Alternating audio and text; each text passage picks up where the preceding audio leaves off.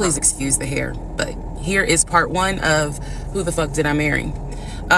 So I met my ex-husband around March 4th of 2020. We met on Facebook dating site, and we also matched on Hinge. I did not realize that he was on both under two different names. So one was his actual name, and the other one was a variation, like a nickname that he called himself. Different pictures. So it was a running joke between us. Oh, you ain't even recognize that you had matched with me on Hinge. No, I didn't. And also that should have been a red flag. By the way, you will notice in this story, I called it the United Nations of red flags. It is so many red flags that, I mean, you would have thought I was colorblind because I ignored all of them. So anyway, back to the story. We met around March 4th. We exchanged phone numbers. He called me and we talked on the phone for the first time. In the first phone call, he told me that he had just moved to Georgia from California, from San Diego. His job had transferred him because he was being transferred in as the new regional manager for a major condiment company that is based here in Georgia. I'm not gonna say the name. And so we also talked about his childhood. He told me he grew up in Philly. He's from Philly. Both of his parents were deceased. This is the first phone call. Both of his parents were deceased. His father was a Philadelphia police officer. His mom was a teacher. He also told me he briefly lived in Augusta with his family. He had two brothers and two sisters. He also had two half-brothers on his dad's side. First phone call. So I'm just giving you guys the backstory. This was the first phone call we had. So we talked about family. We talked about friends. We talked about our jobs. At the time, I was working at Georgia State Patrol. And he knew this, and he just thought that was like, wow, you know, so you work with troopers all day. Yes, I did. Also in that phone call, he explained to me that he used to play football. He explained that he used to play arena football. I know nothing about arena football. I know about NFL, I know about college, go Dogs, but I don't know anything about arena football. So he explained to me that he used to play arena football. He used to work at Apple in the off season of arena football. And I remember thinking on that phone call, oh, okay, you know, like, good for you. I don't know anything about arena football. And I believe I did tell him that I don't know anything about arena football. That'll come into play later on. So he told me, you know, I just moved here. My job is paying for my housing and they're helping me to look for a house. He was like, right now I'm in Gwinnett County, but I'm trying to look for a house, ideally in Atlanta, like Brookhaven, Sandy Springs. He was like, I really would like to move out there. And so I thought, you know, that's great. You know, you're looking to get a house. You just moved here. He was like, I don't really know too many people here because I spend all my time at work and, you know, this job is really demanding. So that was our first phone call. We talked more. He talked a lot, which took me by surprise because I'm not really used to men talking more than me. He eventually asked me out on a date. Our first date was set for Saturday, March 7th, 2020. He asked me what was my favorite restaurant. I said Cheesecake Factory. And so we agreed to go out at the Cheesecake Factory in a location that was in between. I lived in Clayton County at the time. He lived in Gwinnett County. I realized that if you don't know anything about Metro Atlanta, that makes no sense. But basically, we lived about 45 minutes apart. So we agreed to meet at the Cheesecake Factory over at Perimeter Mall, which is in an area, Sandy Springs, Dunwoody area. I was excited. Like, I called my friends and was like, I got a date, you know, blah, blah, blah. We'll see how it goes. First conversation was good. Hopefully he looks like his pictures because, you know, that's always an issue with online dating. Hopefully he looks like his pictures. So on my way to our date, I took 285 and literally right before I got to Boulder Crest, the exit for Boulder Crest, I heard a boom and I lost control of my car.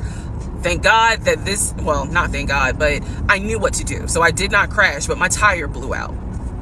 So I called him and I said, hey, I'm so sorry, but my tire just blew on 285. I'm slowly making my way off the exit. I believe I pulled into a Chevron gas station and I said, you know, I got to get this fixed. I don't know what to do. Like, I'm a damsel in distress kind of thing. He kind of paused. He got quiet and he was like, you know, tell me exactly where you are. Drop your pin. So I dropped the pin And he came to the gas station, got out the car, and I was so relieved that he actually looked like his pictures, that I was like, oh my God, he's actually attractive, because he's like 6'4", 6'5". Oh, also, man, I apologize. So let me go back to the first conversation. Let me add something. He did tell me in the first phone call that he was divorced, and that his ex-wife, she had 2 children, a boy and a girl, who were teenagers, young adults. I think the girl was about 20.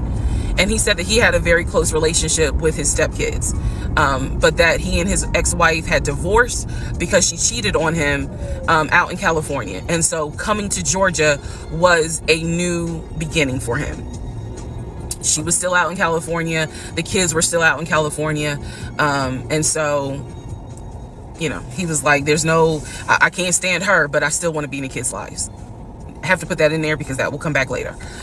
So this is just setting the stage. Again, that first conversation we talked about family, job, friends, how he ended up in Georgia, me being in Georgia, the things that, you know, I would think people talk about in the first conversation. All right, now back to the tire. So he shows up to the gas station. He changes my tire, which I just thought was the sexiest thing in the world. And then he proceeds to say, hey, I found a tire place around the corner. You need to get another tire. Like, you can't drive on this donut. So he followed me to the tire place, and then helped me get a tire, paid for it. So I was definitely like, wow. And so the vibe was good. So anyway, I get the tire fixed. We follow each other to the Cheesecake Factory over in Perimeter. We hold hands walking into the Cheesecake Factory. So in my mind, I'm like, oh my God, I had butterflies. That's the look of a woman who had butterflies. So I had butterflies. And we go in, there's a long wait. And so we sit outside and we just talk. And the conversation's great. And this is where he tells me what it is he's looking for. He tells me, you know, I believe at the time he was 42. He was like, I want to get married and it'd be for real. He's like, my parents were married 40 plus years before my mom passed away. And I want that. I want marriage, family, a house. Like, that is what I want. He's like, I'm as a man, I'm ready to get married, but I want it to be for real, because the first time, you know, it really hurt me when she cheated on me. So he's telling me everything that I wanted to hear. And so he was like, what is it that you want?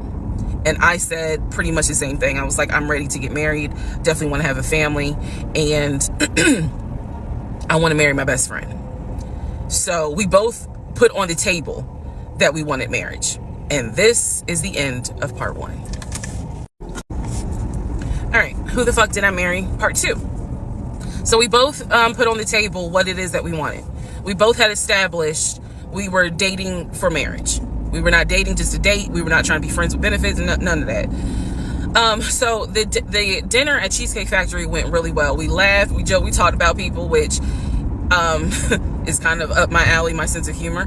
It was a good vibe. So at the end of the date, at the end of dinner, we sat in his car and he played this song for me by John Legend. I don't know the name of the song. By the time this video posts, I will put the name at the bottom. I can't remember the song. I just remember that John Legend was talking about, I think I met my wife tonight. And I thought it was a sign. So I was like, oh my God. So anyway, we ended up sitting in the car talking just about life and experiences until about midnight. So during this conversation, he again is telling me how it was, what it was like living in California, how he went out there. He went to San Diego State. He played football for San Diego State. He talked about how, life, he loved it out there, so he stayed. That's when he joined the company. And then he explained that he also did arena football, but only did it for about 2 or 3 years. He claims that while he was doing arena football, the team that he was on won a championship. But again, keep in mind, I don't know anything about arena football. So I was like, okay, I didn't know that they had championships. And he was like, he got a little offended, like, yeah, they got championships. And, he was on that team. So he talked to me about how he worked at Apple. He worked something in the IT area of Apple, but it within the store. Again, it was one of those, it's like when I tell people I used to work at Amazon. I really wasn't paying much attention to it. Why? So we talked about all that. We talked deeply into what happened with the ex-wife. It's because I had chips. And he was like, he got a little offended, like, yeah, they got championships. And, he was on that team. So he talked to me about how he worked at Apple. He worked something in the IT area of Apple, but it within the store. Again, it was one of those, it's like when I tell people I used to work at Amazon. I really wasn't paying much attention to it. Why? So we talked about all that. We talked deeply into what happened with the ex-wife. It's because I asked. He was not volunteering all this information. So in other words, I get very uncomfortable when men start talking about their ex a lot. That's not what happened. I was asking questions because I was really trying to figure out, okay, are you ready for a relationship, or are you still missing her? So we talked about that. We talked about my exes. That was a mistake I made because I talked about how I dated at one point in time somebody I worked with. That will come back later. And he seemed real cool about it. He was like, that was before me and blah, blah, blah. So the conversation was good. Midnight comes and I go home. Yes, I went home. We ended up talking. Mind you, our first date was March 7th. And within about 2.5 weeks, Brian Kemp, our governor, shut Georgia down. We were going to be on lockdown. So during those 2.5 weeks, we talked every day. We went out again at Red Lobster. I remember Red Lobster. But everything was going great. The issue was, where are we going to quarantine?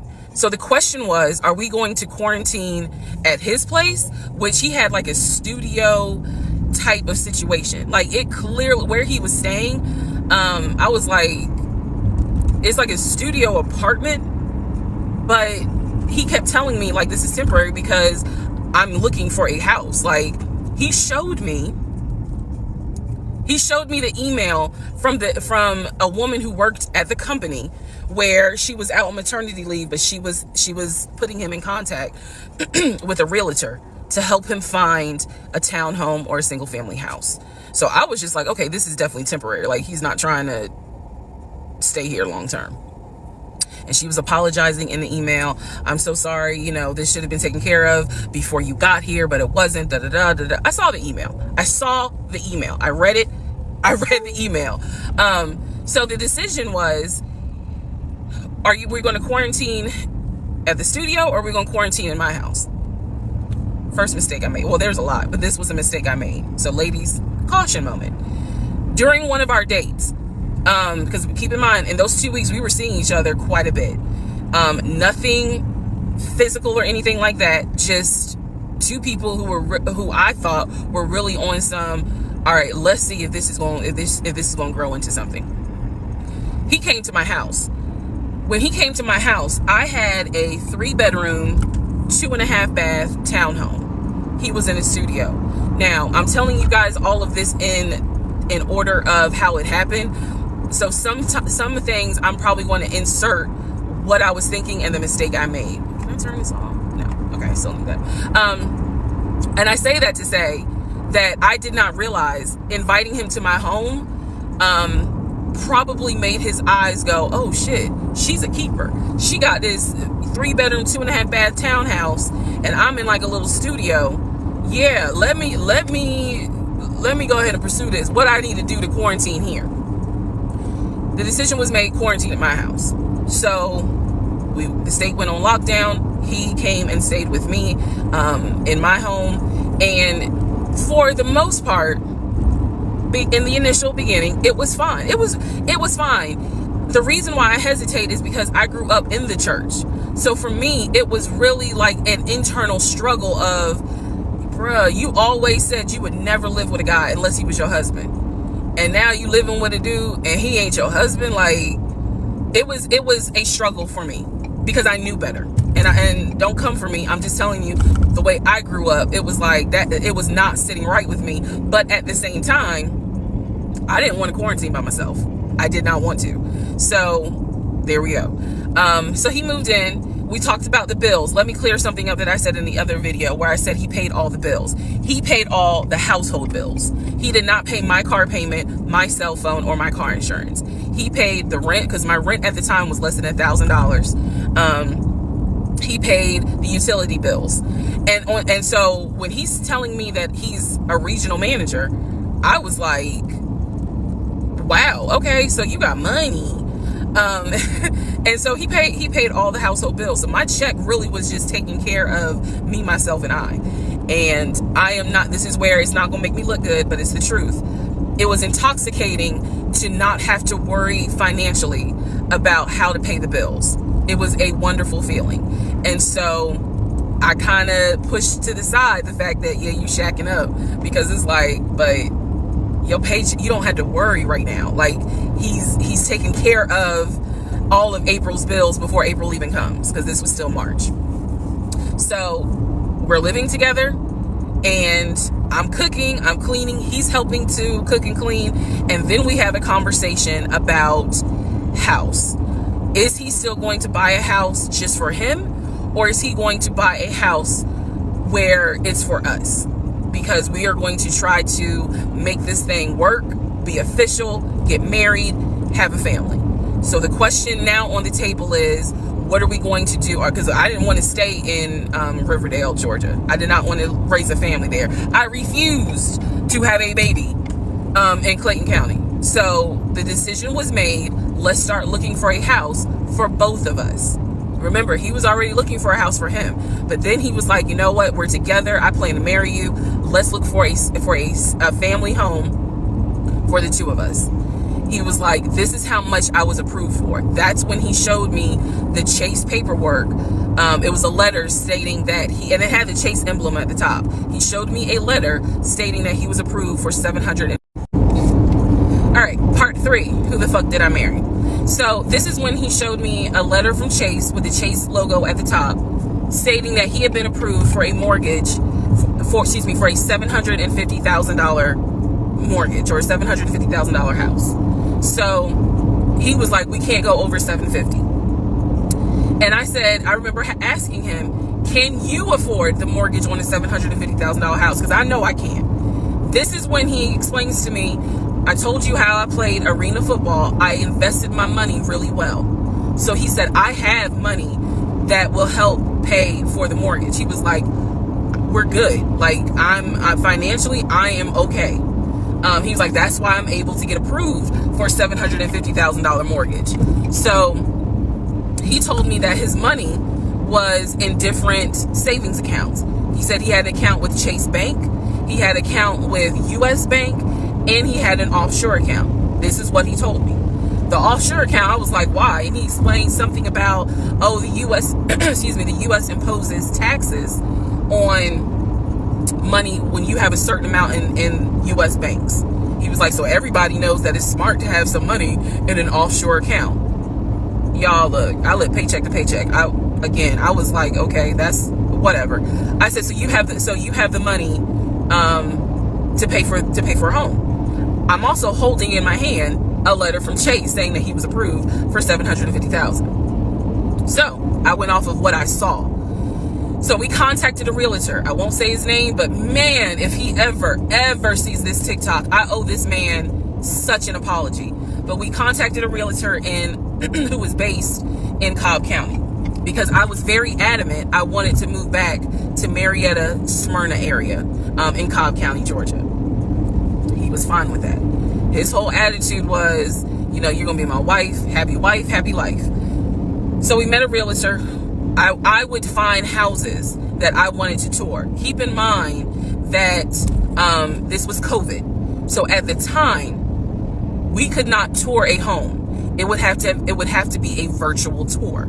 So this particular realtor, we found a house in Douglasville, Georgia. Not Cobb County, but nevertheless it's in Douglasville. I was fine with Douglasville. So we found a house in Douglasville, Georgia. The realtor did a FaceTime tour of the house. The house was a nice home. 5 bedrooms, 4 baths. So we did a FaceTime tour of the home, and the home was listed, I believe, roughly 400 and something thousand. I really like the house. I could see myself living there. I could see us living there. I could see us with the kid there. This is now April, just for timeline purposes. This is April. So he really liked the house. He was like, you know what, we'll put an offer in on the house. He was like, if you like it, because again, it was COVID, we weren't going to be able to see the house in person because the family still lived there. So he said, I'll put an offer in. We'll see if it's accepted. I said, okay. So he puts an offer in. He's telling me he put an offer in. I need to clarify some things he told me and the things that I actually saw. So for this house in Douglasville, he told me he was putting an offer in. The realtor would call me because one thing that the realtor told us, he was like, if the woman likes the house, typically the house is going to get bought. So he kind of dealt with me a bit more than he did my ex-husband. And again, this is April 2020. This is before we got married. So at the time, he was my boyfriend. So the realtor was calling me and was like, hey, you know, I put the offer in, and what they're asking for is proof of funds. And I did not know anything at this time about buying a house. So I was like, hey, you probably need to talk to him because I'm not even listed on the mortgage. Like from the paperwork I saw, it was only in his name. So he called him. I guess they talked. I was not there. But I'm assuming that they had talked. So the boyfriend is coming, my ex is coming home saying, yeah, I talked to so-and-so. I sent him over the paperwork. The offer was approved, and they are going to try to do a virtual closing. First, we got to do an inspection. If the inspection goes all well, then we have to do a virtual closing. He also told me that he put down earnest money on the home. He put down, I believe, $5,000. He said, I just transferred the money over to the realtor's account or whatever, so that it could be earnest money for the house. So I'm just like, okay, great. He was like, so realistically, this is April. We should be able to get in that house by June. Okay, no problem. So this is what he told me. About 3 or 4 days later, I get a phone call from the realtor, and the realtor is like, hey, I'm just checking to see what you guys want to do about that house. So I was confused. I'm at work. And I said, oh, I was told that he put an offer in. And the realtor was like, he did? I didn't know that he put an offer in. And I said, well, why wouldn't you know? Like, he told me he put the offer in, and he had paid earnest money, $5,000 earnest money. And so the realtor was like, well, let me call him and find out what's going on with that, because I didn't know anything about it. So red flag, of course.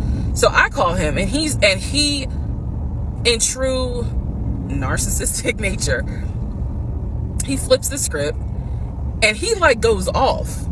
He's like cussing, going off, like he shouldn't, excuse me, I have the hiccups. He shouldn't be calling you. If he has a question, he should call me because I'm the one that's on the mortgage. He was like, and now it's going to be an issue. And I said, well, did you put the offer in with him or not? And he said, no, I did not put the offer in with him. I put the offer in with a friend of mine who is a realtor, so I can give him the business. So I did not hear from that realtor again. So I was just like, is the house under contract or is it not? He was like, yes, the house is under contract. This is how crazy things work out. About 3 days later, on realtor.com, I'm looking at the house because I was trying to figure out in my mind how I'm gonna decorate. It shows the house is under contract. So, showed my boyfriend. My boyfriend's like, I told you it was under contract. He was like, I did you not believe me? And I ain't had a heart to say, hell no, I didn't believe you. Like, it seemed too good to be true.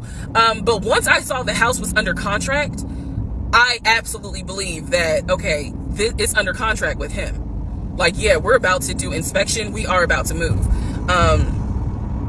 And so we had driven by the house. Again, keep in mind, the family's still living there. So we had driven by the house.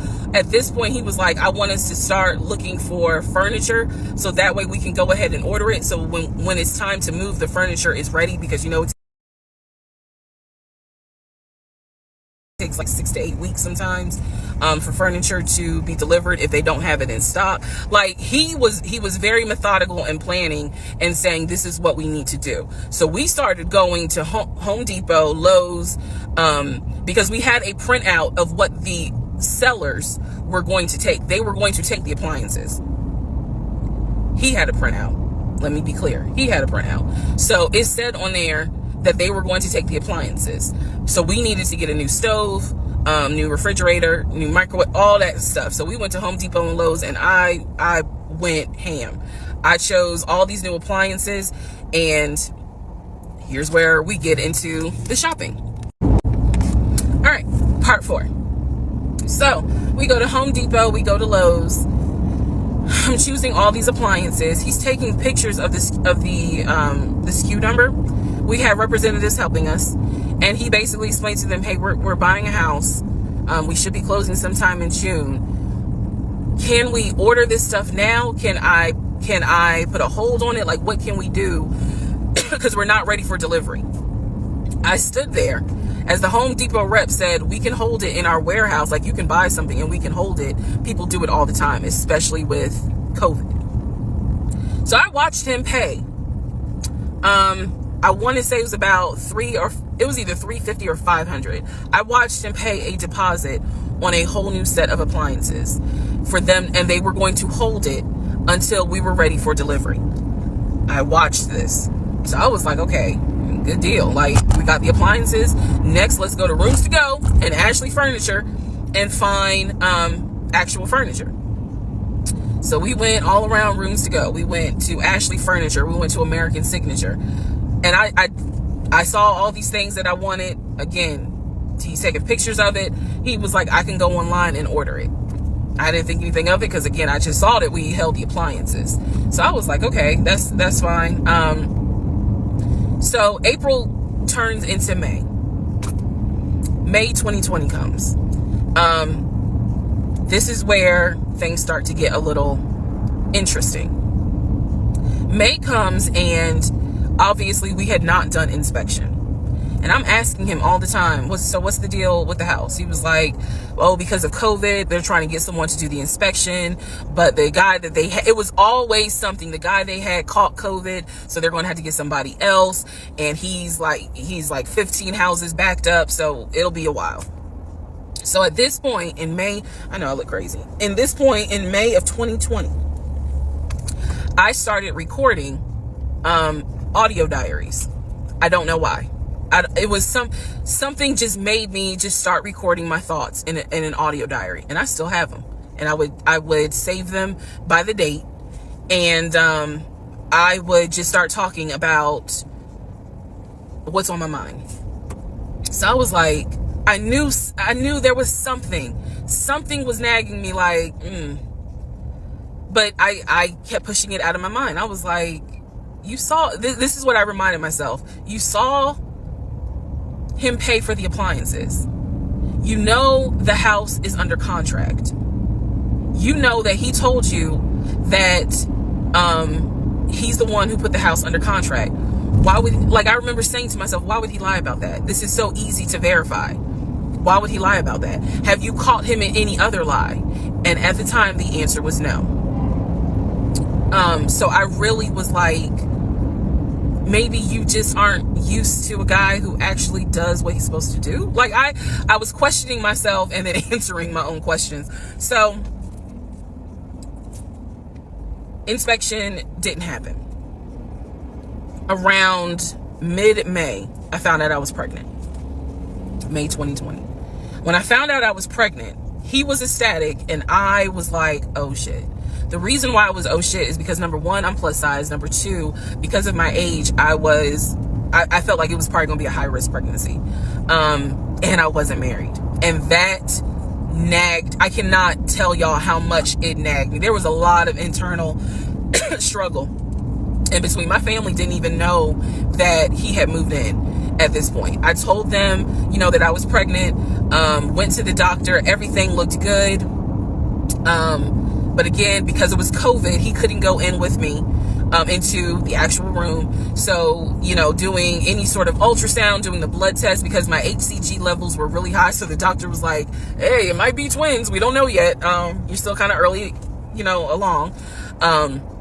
They gave me a due date. The due date was January 26th of 2021. So yeah, May, found out I was pregnant.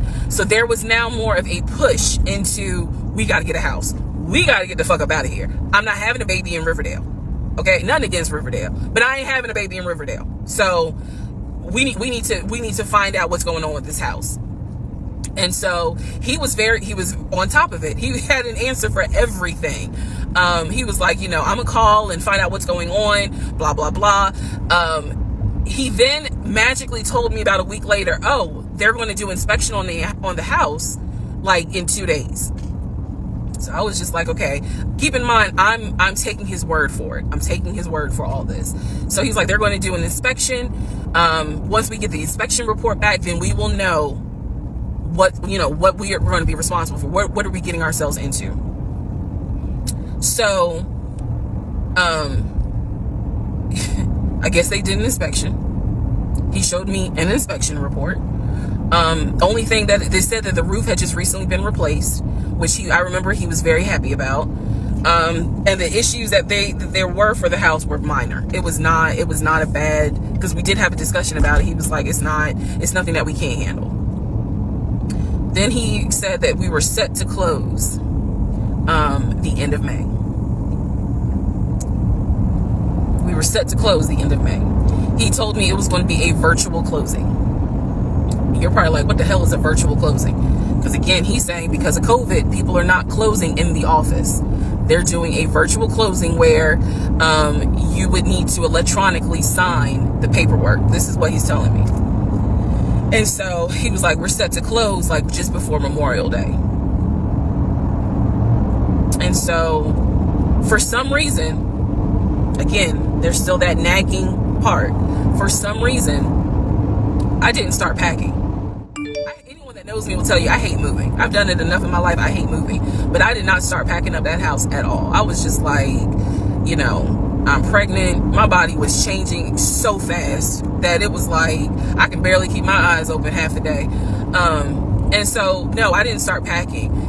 And I remember I did record, again, I was recording audio diaries just about every day. When something didn't sit right, I would verbally record it in the audio diary because I was like, I don't know what it is, but there's something. That was the theme of our relationship. I don't know what it is, but I know there's something. And so I remember talking to myself in my little prayer closet, because that's where I would do my recordings. And I remember thinking, what if we don't get this house? Like, what if he's lying? But again, there goes that thought process of, why would he lie about this? Like, who makes up that they're buying a house when in fact they're not? And then he's showing you all this paperwork. Like, come on, you can't be that jaded that you don't even believe what's in front of you. All right. So now we're going to go into part 5. Okay, part 5. Who the fuck did I marry? So I'm questioning all this stuff in my head out loud on my audio diaries. And then once again, I'm like, but look at what he's giving you. Like, he's paying, it wasn't a question about money. It was just a question of, are we really about to move into this house? And keep in mind, he's paying all the household bills. He still is. So we were supposed to close before Memorial Day. We didn't. There was an excuse. There was always an excuse with him. Always an excuse. And I didn't know enough about the process to question stuff because I really wasn't involved the way I should have been. And it was giving me a lot of anxiety. So I'm pregnant with a lot of anxiety. And if I'm gonna be 100% honest with y'all, I was not expecting that I was probably going to have a healthy pregnancy because I was stressed. And what I was stressed about is I didn't know what was going on because I wasn't really involved the way that a normal relationship would be involved. Just being honest. So we did not close we moved now into June. This is now going into June. Around June 5th, I looked at the house again on realtor.com. I don't know what made me do it other than, and I don't mean to sound super spiritual. I know that people are like, you may or may not believe in God, but I'm telling you, I believe with all my heart, probably the Holy Spirit was like, look at that house on realtor.com. So I looked at the house on realtor.com. This was around June 5th. It showed that the house was off the market. And I remember being like, okay, wait, what does that mean? What does that mean? Because ex-husband is telling me we're about to close on a house. We're about to close. It's our house. We got furniture, da-da-da, da-da-da, da-da-da. He's also telling me that he's been in contact with the realtor, his friend, who was telling him, this is what is happening next. Here's what's going on. So the guy that we initially worked with apparently is completely out of the picture. But again, I was not heavily involved. So I'm just like, let me look at the house. I see it's off market. What the fuck does off market mean? Like, now I'm really freaking out. So it shows the name of the real estate agent for the seller. I don't remember her name. I called her and I said, I said, my husband and I, even though I wasn't married, my husband and I were looking at this house at 123 Main Street, and we really wanted to tour it, but now I'm showing it's off market. Is it not available? Or, I pulled that card, and she was like, oh, no, ma'am. The home closed yesterday. It closed June 4th. Again, there are certain dates I just remember. And I said, oh, it closed June 4th? I was like, really? And she said, yes, ma'am. She was like, my sellers sold the house. And I was like, oh, man, okay. Well, I said, my husband and I really wanted, we love the pictures of it. And we're getting ready to start a family. So I would have loved to have been able to, have the opportunity to see it. I asked her something. I don't remember the specific question I asked her. And I know why I asked the question, because I was anticipating that my boyfriend at the time was going to have some sort of excuse. So I asked her something about the buyers. And I remember, and somehow, again, forgive me, I don't remember the question I asked her. But the answer was that it was an older white couple. So I get off the phone with her. I record an audio diary. And in the audio diary, I specifically say, okay, there is no house. He's going to have to get out of this lie somehow. Because now I realize, at the very least, he was lying about him being the one who was under contract. I knew enough about that. So I was like, how is he going to get out of this? Again, I've listened to the audio diary in 2024. I literally said in that audio diary, how is he going to get out of this lie? And I was trying to think of ways on how he's going to do it. And something said to me, because I say it on the audio diary, I said, he's going to say it's a bad deal. And he's going to say he wants to pull out. Y'all keep in mind, I am pregnant. So I had a decision to make.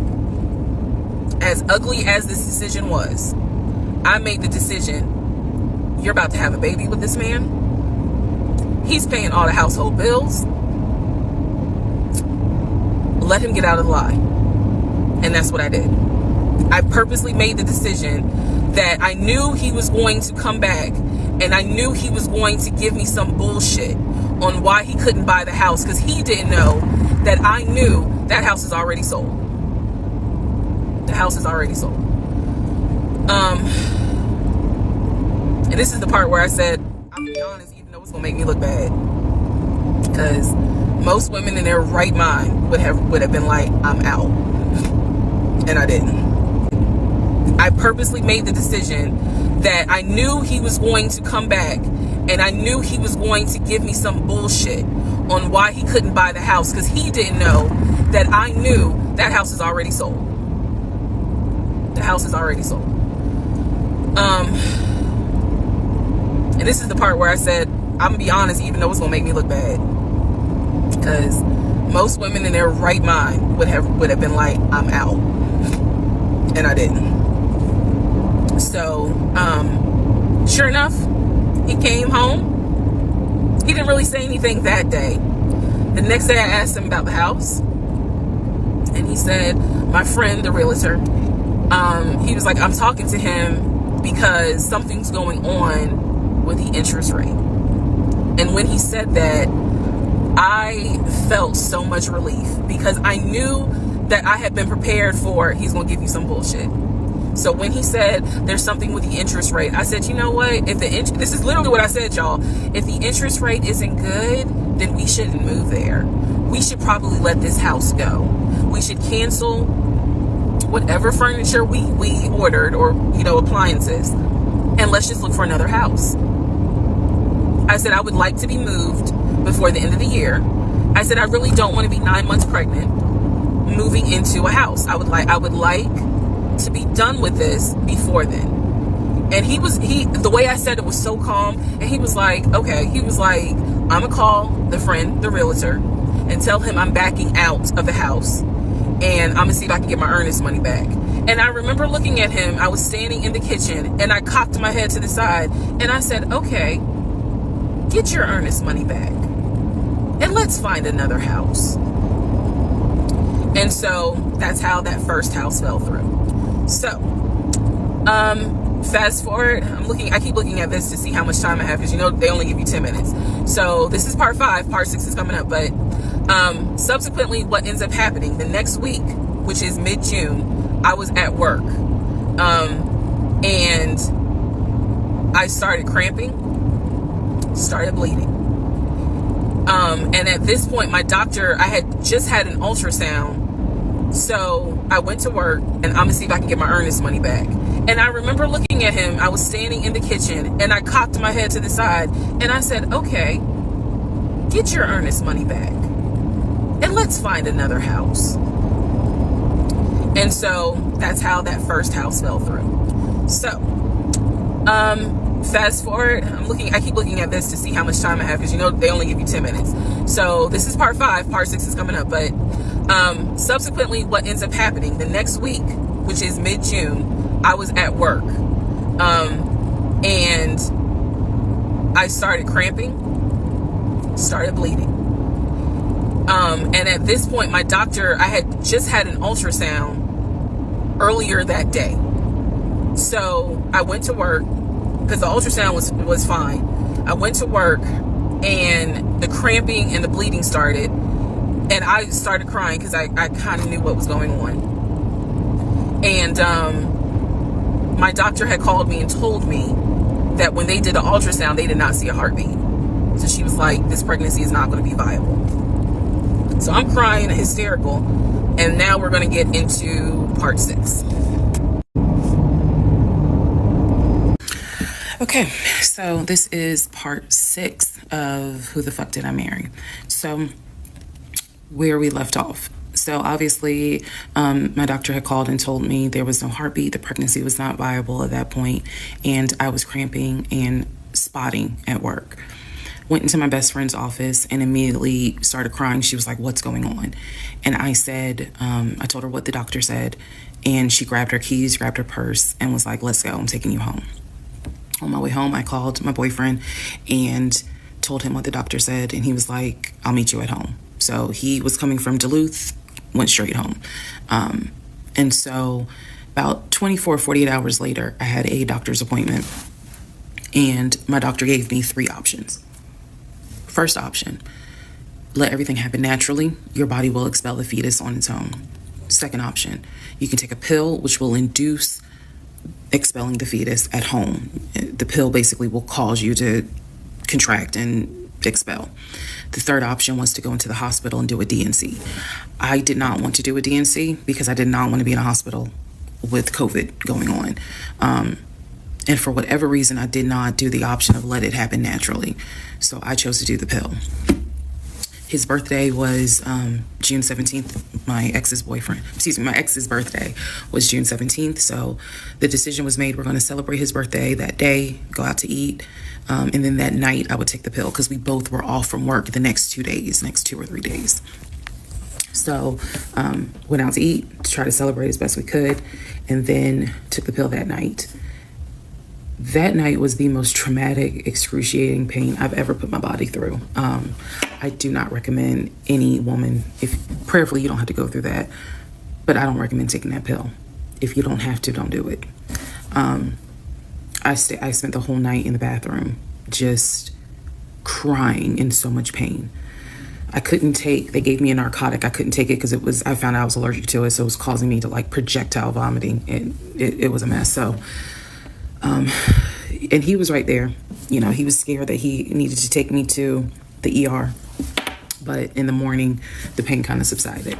So about 72 hours later, I had another doctor's appointment where the purpose of this appointment was to do an ultrasound to see if everything had passed. Everything did not pass. So because of that, my doctor was like, we're gonna have to do a DNC. My DNC was scheduled for the first week of July. My boyfriend, my ex, was going to take me. That was always the plan. 2 days before my procedure, he comes home and tells me that he is up for a promotion. He's up to be promoted to VP. Because of this, the president of the company, excuse me, is coming in, and it was going to be this huge business meeting he had to go to. The business meeting was scheduled for the day of my surgery. And so I'm throwing a fit because I was like, you there's no way you can do that meeting. Like, I need you to take me to the hospital and all this other stuff. And so he offered to have his sister take me to the hospital. Apparently his sister lived in Douglasville. I was like, no, because I've never met her. Like, I'm not having a stranger take me to the hospital. No, this is a private situation. I don't want to do that, blah, blah, blah. So my aunt had offered to take me. And then my friend who took me home from work had offered to take me. So at that point, we get into an argument because he's like, my sister is, you about your family. So why can't she step in? And I was like, no, because I don't know her, period. I don't know her. So my friend offers to take me to the hospital because I was all distressed that he's saying he has a business meeting and he can't take me. So I remember being on I-75 on the connector on the phone with her crying because I was so embarrassed that he wasn't going to be the one to take me and that I was needing to rely on someone else to take me to the hospital in order to get a DNC done. And she was really great. She was like, girl, this is why you have a village. Like, it's okay. Things happen. The world is crazy right now. I will take you. You're going to be okay. So he did not take me to the hospital for my DNC. My friend did. She could not stay because of COVID protocol. So when they wheeled me into pre-op after I got checked in, I texted him and was just letting him know, hey, here's the update. I'm in pre-op. They're going to get me prepared to go back to the surgical ward or whatever. And the response I got was from his new executive assistant named David. Now, when he told me he was up for the promotion, he did tell me that part of getting this new job would be that he would get an executive assistant named David. And he did tell me, I'm going to make sure that I inform David, if you get a text from this number, meaning from me, pull me out of the meeting because, my fiance's having a procedure done and I'm picking her up. So it's important that you come get me if it's something serious. So I text him. David responds.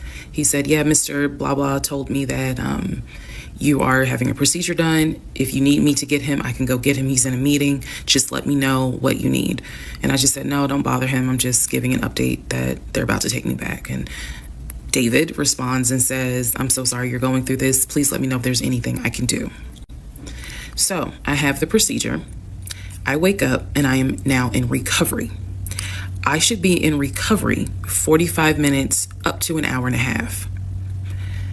I wake up, first thing I ask, and I remember asking, is where is so-and-so? The nurse who was so sweet, she was like, everything went well. You're doing great. She said, we spoke to your fiance. He's on his way. So I said, okay, okay. I kind of dozed back out, but I could still hear everything that was going on. I just could not keep my eyes open to save my life. So I hear her talk to the other nurse. And that's when she said, yeah, Dr. So-and-so called her fiance and his executive assistant picked up. And the executive assistant said that he was in a business meeting and that, you could relay to him what you need to say, and he'll tell the fiance. And my doctor was like, hell no, HIPAA, I need to speak to him. So apparently my fiance called the doctor back about 30 minutes later, and the doctor informed him she'll be ready to be discharged in about an hour. You can make your way and come pick her up. He said he was on his way. He was on his way from Duluth to Atlanta, which is not a huge distance, but the time of day, one thing about Atlanta, there's always traffic. So he should have been there within the hour. I should have only been in recovery an hour and a half. Let's go to the next part. Part 7, who the fuck did I marry? So I should have been in recovery at Northside Hospital for about at most an hour and a half. Subsequently, I ended up being in recovery between 3 to 3.5 hours. The nurses kept calling my ex, asking, what's the status? Because they were actually getting ready to do a shift change. So they kept calling, asking, what's the status? What's the status? Like, where are you? I want to say that they called a total of 3 times and they spoke to him twice. So at this point, I knew that they were all like, where's her fiance? Like, what is going on? He said he was stuck in traffic, and so he was making his way there. He eventually did get to Northside Hospital, and they wheeled me down, because again, he couldn't come in, just because of the protocols. So when I got in the car, and I'm in pain, but yet drugged up, couldn't keep my eyes open, I was just out of it. But I remember him calling my aunt and my mother and letting them know I picked her up. We're on the way home. Let me get her settled, and then I'll give you guys an update. I remember that. What I did not know was that he had texted my aunt and my mom and asked them to not bother me for like a week. Like, just please don't reach out to her. Let her just rest. I am from New Jersey. I am from an African-American family. You don't tell my black mama or my black aunt that, please don't bother her for a week. I didn't know this at the time, but I'm just interjecting that part. I'm trying to stay in the timeline, but he did apparently do that, and my aunt was like, "Boy, I will fuck you up." Anyway, so go home. He waits on me hand and foot. I recover. Just needed about 24 to 48 hours to just get my mind right. During this time, in between when the house in Douglasville fell through, we had not talked about a house. So I guess it was about a week later, after the DNC, he decides that, do you want to start looking for a house again? Excuse me, I have hiccups, y'all. Do you want to start looking for a house again? Because of what happened with the house in Douglasville, I felt like I was smarter this time to say, I want to be involved in every aspect, because I don't know what the fuck happened with that house in Douglasville. But what I do know is that he lied to me. I didn't know then what I know now. I just knew he lied about I knew he lied about being under contract. So I told him, I said, I don't want to work with your friend who I've never met, never talked to. I know that he has talked to him because he's talked to him in front of me. And I'm going to demonstrate on one of the videos how he used to do his phone calls. Don't worry, it's coming. So we found a new real estate agent. Really nice guy. His name was Scott. I am using his real name. Really nice guy. And we told him what the budget was. And Scott was like, okay, when you guys are ready, we can start looking at houses. Try to look for houses that are empty, because you can actually tour those. If it's a house where someone's already living in there, chances are it's going to be a virtual tour because of COVID. So I found a house that I absolutely, in total, we must have looked at about 15 houses. But I found a house in Smyrna that I absolutely loved. We toured the house. Everything about this house was perfect. The house was listed for $699,000. It was a brand new construction build. The only issue was that the basement was not finished, and he wanted the basement to be his man cave. Again, I went with him to tour this house. So this was already feeling very different than the situation in Douglasville, because we did not actually tour the Douglasville house. We only did a FaceTime virtual tour. This house in Smyrna, we toured. We toured this house more than once. And it was gorgeous, fucking gorgeous. So we talked about it. He said that he had the money. Again, the price was $699. He said he felt comfortable putting in an all-cash offer. If you remember on the videos before, he told me he had money in his savings from when he played football.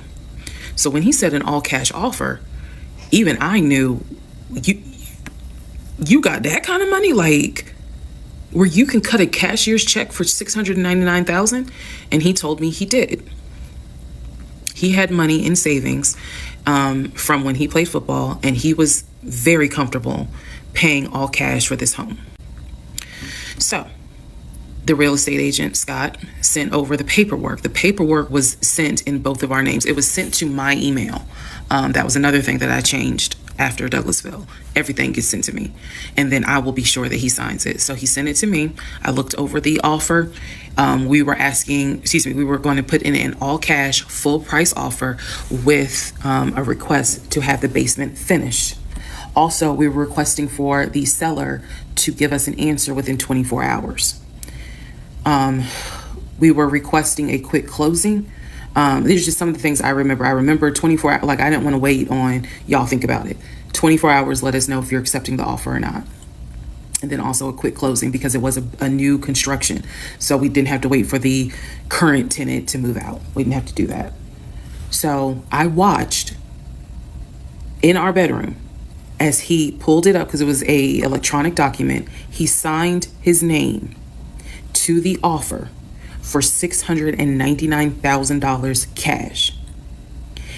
He requested again, the seller let us know in 24 hours if they were accepting the offer.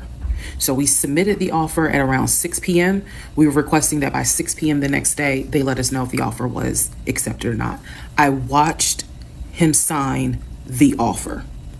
I sent the offer back to Scott from my email.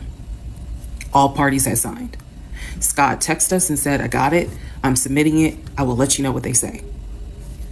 Let's go into part 7. Sorry. Let's go into part 8. Good grief, this is getting long. Okay, so I just want to clear up some things that I realize is kind of creating some confusion. So just allow this video to serve as a stop sign. Let's clarify. First of all, the story, background. He was born in Philly, raised in Philly, and moved to Augusta. Story is that he moved to Augusta for high school. After high school, he went to college at San Diego State. Enjoyed San Diego State, stayed in San Diego for quite a while. Got married out in California, had a house in California, played arena football out in California, but his family was back here in Augusta, Georgia. He still had a lot of family up in Philly, but for the most part, he had a sister in Augusta, he had a sister in Douglasville, he had a brother in Baltimore, he had another brother in Philly, and he had a brother in Nashville. So I just want to clarify that in terms of not the demographics, but the geography. Born in Philly, came to Augusta for high school, went to San Diego State for college, played football, stayed at San Diego, got married out there, but still had quite a bit of family here in here in Georgia. He also had a sister, I think I said, who lived in Douglasville. I have physically met his aunt who lived in Augusta. I've met his brother who lives in Augusta. I have spoken on FaceTime with a brother who lives in Baltimore. And then I will demonstrate how he used to talk to the brother that lives in Philly. That's coming up. You haven't missed that. In terms of the proposal, you did not miss the story of the proposal. I simply didn't want to share it because it was embarrassing. Basically, he gave me 3 ring options. We went to a jeweler at the Mall of Georgia. He had me pick out 3 rings. I told him which one I liked the most because I knew it wasn't a romantic proposal at all. I knew which ring I liked the most. I told him which one. He basically said, when I'm ready, I'll give you the ring and I'll propose. Fast forward about, I guess it was summer, because I was actually pregnant when the ring came. We were sitting at the dinner table. He took the ring box out of his pocket, slammed it on the dinner table, and I was like, what is this? He was like, open it. I opened it. Inside was the ring that I had wanted, that I had chosen at the jeweler. And he was like, all right, so this means that you're gonna be my wife. I was pregnant. So again, when I asked y'all to give me grace, it's because there are certain things that's just like, girl, what was you thinking? Trust me. There's no excuse. So there was never a, will you marry me? It was more of a, we're living together, we're having a baby together, we need to get married, because the backstory also was that his dad was a retired police officer, but at one point his father was a pastor. So he could quote the Bible like nobody's business, as we all know, so can Lucifer. But anyway, he could quote the Bible like no one's business. And so that's how we ended up engaged. And I was wearing a ring. I will find a picture and I will try to post it. But I was wearing the ring. Don't worry, there's more to that story as well. So just want to clarify some things for the people who were like, wasn't it weird that he had a sister who lived close, but he's from Philly? So I just wanted to definitely bring clarity to what he told me was the backstory. Born in Philly, came to Augusta for high school, went to California for college, played football at San Diego State, played football and arena football, worked at Apple, and then joined the condiment company in California, who then transferred him back to Georgia. He was married in California, and he told me he got divorced in California. That is important as well. That will come up again later. And so the ex-wife, at this point in time, at the time that I'm telling you, part 7, which is the last video I just posted, the ex-wife lived in California with her 2 kids, his 2 stepkids. The 2 stepkids were 17 and 20 or 21, but they were that age group. And he was saying that he was very close with them, so he wanted to keep a tight relationship with them. And he talked to them, if not every day, every other day. When I say, when I say this, I need y'all to understand. When I say that he talked to someone, it means that he was on the phone in front of me talking to the person. I hope that, because I will touch back on this. He was on the phone in front of me talking to the person. So he talked to his siblings every day. He talked to his aunt almost every day. He talked to his family the way I talk to my family almost every day. And again, I will demonstrate how he used to do the phone calls. I will also demonstrate how he used to do the work phone calls, because he called me every single day from work. And he would talk to people while he was on the phone with me. And I could hear people in the background. But that's a whole nother part. So again, buckle your seats. I promise I'm reading your comments, I'm reading your questions, but I wanted to bring this video just to clarify some stuff. Hopefully this helps. And honestly, I know people are fascinated by this, but more than anything, I hope that there's a woman watching this and she's saying to herself, okay, it's time for me to ask some questions. That's my hope. All right, part 8 of Who the Fuck Did I Marry?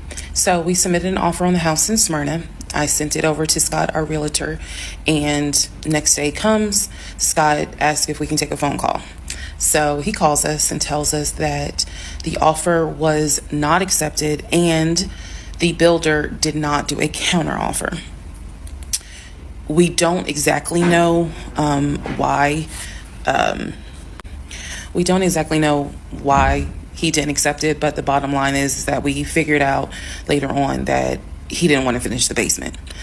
So the offer was not accepted. The house fell through. I was okay with that because Again, I knew he had put in an offer. So we continued looking at other houses. We found another house in Smyrna that he really liked. I thought that it was way too big for just the two of us. And so the price of this home was much higher than the $750,000 that Chase had approved for the mortgage. So what he explained to me was that he was willing to do the $750,000 mortgage, and he was also willing to put a significant amount of the money in savings on the house, which meant that he was now comfortable going from $750,000 up to about $900,000. Again, his whole explanation was, I have the money where I can put down a substantial down payment, bring down the price of the home, and then basically mortgage the rest of it. So that was now the plan. I was not comfortable with a home over $900,000. But again, keep in mind, I saw the Chase paperwork. So I was like, I just feel more comfortable sticking at the $750,000 mark. That's what you were approved for. Let's go with that. By this point, this is now fall of 2020. We had been talking about marriage. I had my ring. He had made VP at the company. And again, he was calling me every day from work. I need to kind of explain how the company was ran, because when you think VP, you would think he would be in an office. It was a condiment company, so they actually were producing the condiments, and I'm not saying the name of the company on purpose, but they were producing the condiments in this particular plant location. So a lot of times, he would simply tell me that he walked the floor, checking in with his subordinates, basically. Now, how did he go to work? For the most part, at this point, he left before I woke up.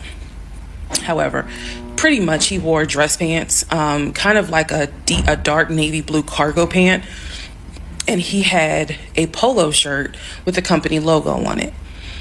What I saw a lot of times is that he would not wear the polo shirt to work. He would wear like a company t-shirt.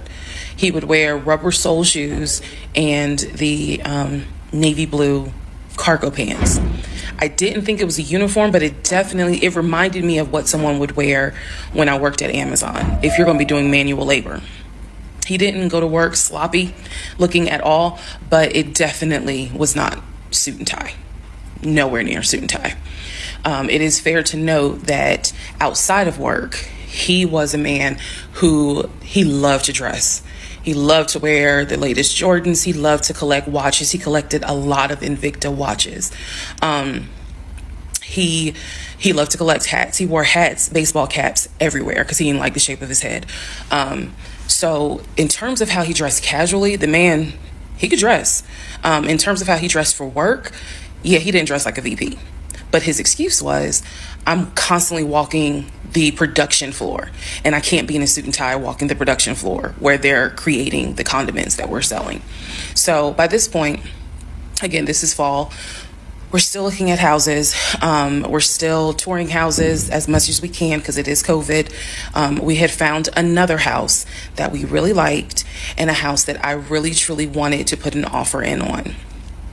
This was now going to be the second house that we put an offer on. He put in the asking price, I believe, was about $700,000. He put in under asking an offer for about $650,000. I'm guessing, but I'll try to find the house and put it on this and put it on the story.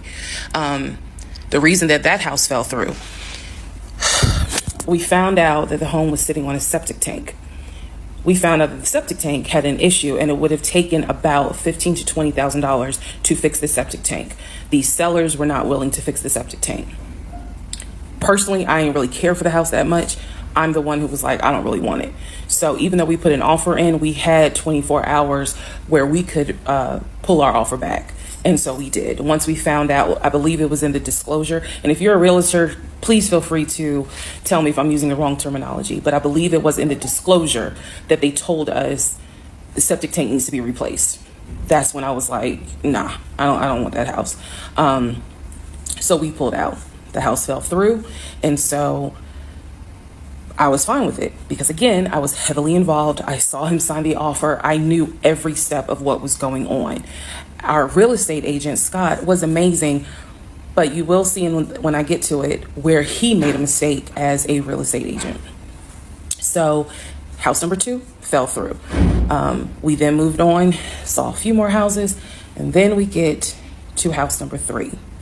I'm going to pause talking about the houses because now I need to introduce what happened with the cars. Stay tuned. All right, part 9 of Who the Fuck Did I Marry?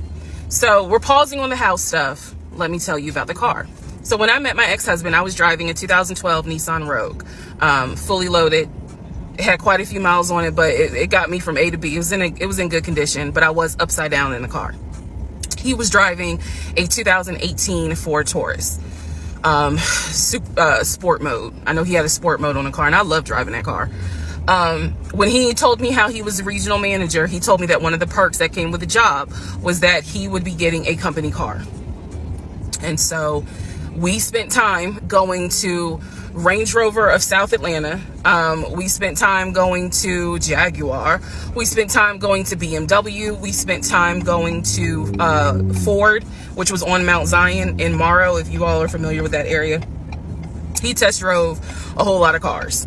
In the end, he decided on a BMW sedan. I was there when he test drove the car. I got in the car with him. I loved it. And he explained to the salesperson, you know, I'm getting a company car. I need to get a printout of the full price of the car, tax, tag, and title. Because what my company is going to do is wire over the money for the car. The salesperson was like, okay, you know, apparently that happens a lot. So he gave him a printout with the tax, tag, and title for the car. In front of me and the salesperson, he called the person in the finance department for his job. Obviously, I have no idea what this person's name is, but he called the person. He explained to them, this is the amount of money. He said the president of the company, so-and-so, has authorized for him to get a car, not spending more than, I think, $90,000 tax, tag, and title. The BMW came out to just under $90,000. And so I remember this conversation so fucking vividly. So he's on the phone in front. I'm sitting down. The salesperson sitting down at their desk, and he's like, they put me on hold. And so he's like, I guess the person comes back, and he says, yeah, the price of the car is blah blah blah. He was like, give me a second, and I can send you a picture of that printout that shows tax, tag, and title for the BMW. He gets off the phone. He takes a picture of it. He sends it to whoever. He waits about 10 minutes. He calls the person back. He says, did you get it? Apparently the person did get it. But the person who can actually physically do the wire transfer had gone home for the day. So what he says to the BMW salesperson, he's like, okay, we're going to have to do this tomorrow because so-and-so went home for the day. I don't know who the salesperson is. I can only tell you from my viewpoint what I thought. I had no reason to think this was a lie. I really didn't. Because again, you got to please keep in mind the circumstances that all of this is happening. We're inside the dealership. We're sitting at the desk of this person. He gave us the printout. He's on the phone, doing business, basically saying, look, this is how much money the car is going to cost. He's taking a picture of it. He seemingly is texting someone saying, this is how much, this is proof of how much it is. Then he asked the BMW salesperson, I need your wire transfer information. The guy got up, rushed over to, I guess, their finance area to get the bank wire information, because obviously you have to wire it a certain kind of way. Rushes back over, gives it to my ex-husband. My ex-husband's like, okay, first thing in the morning, we will get this wired over, and then, I'll come and pick up the car. My fiance, will drive me up here to pick up the car. So we leave. He felt like, because at the time that this all happened, I was pregnant. So he felt like, look, we're about to have a baby. I don't want you driving that Nissan Rogue. I want to get you something more secure, something new. I really wanted a Kia. I really wanted a Kia Telluride. And he was like, well, let's look at the warranty. This man knew a lot about cars. He knew a lot about the warranty. He knew a lot about the depreciation value. And so he did talk to me a lot about what will we get the most for our money. We test drove, when I say we, I test drove a Kia Telluride, a Kia Sorento. He didn't like either of those. He had me test drive a Ford Explorer. He didn't really care for that. Then came time where he really wanted me to get a BMW. He really wanted me to get a BMW X5. So he took me to Global BMW Imports, which, if you know anything about Atlanta, it's off of Cobb Parkway, but you can see it off the highway. I believe 285 is where you can see the Global Imports BMW dealership. He took me there. He had me test drive an X5, an X6. He also had me test drive I think I'm gonna get the numbers wrong, a 525, which was a sedan. I did not like that. I wanted an SUV. I loved driving the BMW. He also had me drive an M Series, test drive an M Series. So he was very adamant that I should get a BMW. The reason being is because, according to him, he had a BMW in California when he lived in San Diego. He had a BMW that he loved. It was a white BMW. He showed me pictures of the BMW. So he showed me pictures of this white BMW that he had, and unfortunately, the car got totaled about 2 months before he moved to Georgia. So he had received money, not a lot, but some money to get another car, and he used it to get the Ford Taurus because he was like, I just need a car that's going to get me from A to B until I get into a house and I'm much more settled. For him, he was like, I'm really giving myself 60 days to get settled here in Georgia after moving from California. But then he met me. Again, that's the story. So he had me test drive the BMW. So much so, I loved the BMW. Loved it. I wanted a dark blue BMW with cognac interior. I wanted an X5, and I wanted an M Series. So I can clearly tell y'all that's exactly the car I wanted. We were online looking for that particular car because not every dealership had it. I was okay with a black BMW if needed. But I really wanted dark blue, and I really wanted that cognac colored interior. So he felt like, I want you to consider all of a sudden an Audi Q8. Let's just see how you like it. If you don't really like it, then we will go back to the BMW. I cannot tell you why he switched up. I can't. But I can tell you he took me to an Audi dealership on Peachtree Industrial. He test drove an Audi, and I test drove an Audi Q8. I loved the Q8. Loved it, loved it, loved it. But I was tired of test driving cars. By this point, I had test driven so many cars. Our weekends were spent either looking at a house or test driving cars. And I was picky, I will admit that. So he had me test drive the Q8. I really liked it. I finally just told him, look, I'm good with either the BMW or the Audi, because I'm tired of test driving cars. He told my family he was buying me a new car because, keep in mind, let me let y'all know, he had met my family initially on Zoom because, again, we were locked down. He had met my family. He also had met my family in person because at this point it was like, look, if you're not showing any symptoms, maybe we can do family dinner. And so he had met my family in person. And now we will go ahead and move towards part 10 of this series. Okay, part 10. Who the fuck did I marry? Okay, had to sneeze. All right, so at this point, I had test driven all these cars. Kias, hell, he even had me test drive a Nissan Murano, but the main two were BMW and an Audi. He had told my grandfather he was getting me a car. He had told my aunt he was getting me a car, that he was going to, he was like, she's going to be my wife. I want her to be in something secure. So my family was really like, wow, wow, who knew that he had this kind of money?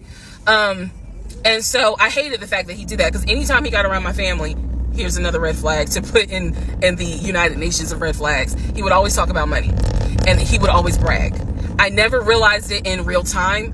I didn't realize it until I was out of the situation. He always bragged about the fact that he could fight, the fact that he had money, and the fact that he played football. Those are the three things he always bragged about. Back to the cars. So I told him, I was like, pick one between the BMW and the Audi, because you said you're buying it. So pick one. So this man chose the Audi. So he takes me to the dealership. I wanted a white Q8. He does give me the printout of how much it's going to cost, tax, tag, and title, to get this Q8. Gentleman who's helping us gives him the printout. He's saying he's going to pay this money for the car out of the savings account that's offshore. That's the story. That's what he's saying. So he apparently is asking the guy, you know, is there a holding fee? Can I pay a holding fee to secure this car while I'm working to get the money transferred? Because obviously with COVID, it's going to take long for the banks to transfer the money. Side note, I need everyone to understand, one of the reasons why he was able to get away with the stuff he got away with is because we were on lockdown. It's crazy because it's now 2024, but I don't know, do we all remember how it seemed like a lot of stuff stopped in 2020? Now, keep in mind, that's not an excuse I'm making because shit still got done. But in terms of business as usual just was not happening in 2020 at this time. So when he's saying, oh, it's going to take a while for the bank to transfer the money, the gentleman who was working at Audi he didn't make a face. He didn't blink. He was like, I know it's going to take a while because of COVID. So basically what ends up happening is we leave. He has the printout. He calls the bank, or he calls his financial advisor, who does have a name. The financial advisor's name is Eric. I feel comfortable using certain people's names, especially if we find out they didn't exist. So he calls Eric. He tells Eric in front of me, hey, I need to transfer $72,526, whatever the amount was, because I'm buying a car for my fiance. This is the bank account information. Do you need me to give it to you over the phone, or do you need me to email it to you? Pause. I can't hear what the person's saying, but that's what he would do. Do you need me to give it to you over the phone, or can I email it to you? Okay. All right, give me a few minutes and I'll go ahead and email it to you. All right, let me know. I'll call you back to find out if you received it. Okay, hang up.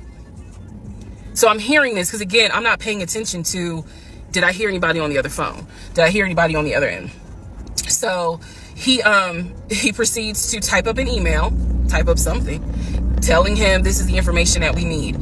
I didn't think anything of it. He called me at work the next day to tell me that the money was sent to Audi, that he called Audi and he confirmed with Audi that they received the money. What he told me is that the car is going to be delivered to the house. Y'all, it's not that I lived in the hood, because I didn't, but I did not live in an area of Clayton County where you would have a brand new Audi delivered to your house. So I remember saying to him, I don't want that car delivered to the house, not yet, because I need to put that car in the garage. And my Nissan I only had a 1-car garage, so my Nissan was in the garage. So he said, okay, well, let me call them back and change the delivery date.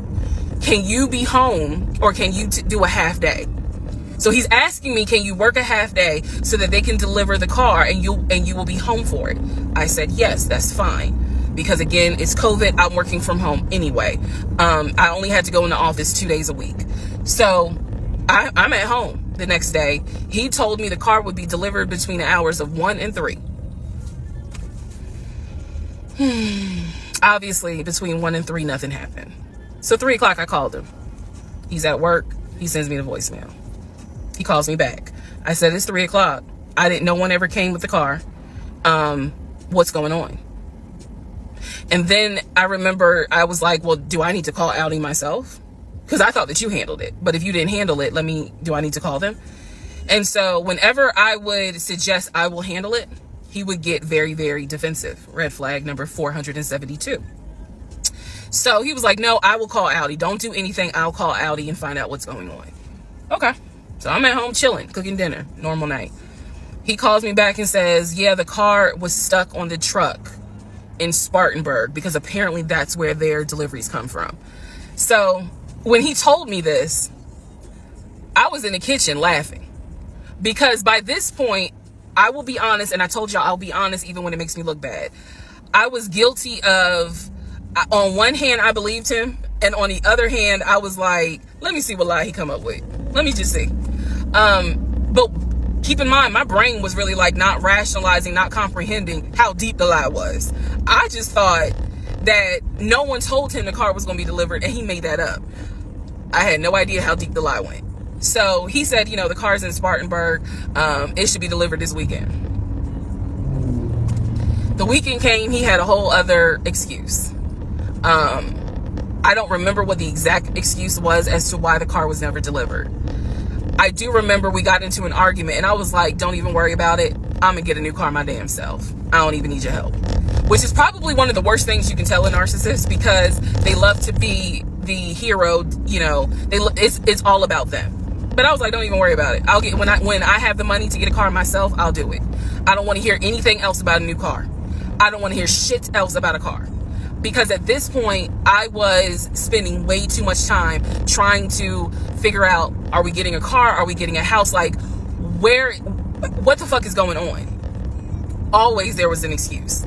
So when I told him I don't want to hear anything else about a car, and I am not going to a dealership to test drive another car, that ended that whole discussion right there. So this is where I'm going to interject what I believe was happening. I believe that my ex-husband is the type of person, he gets off, nut. He gets off on you being excited about something that he knows you will never get.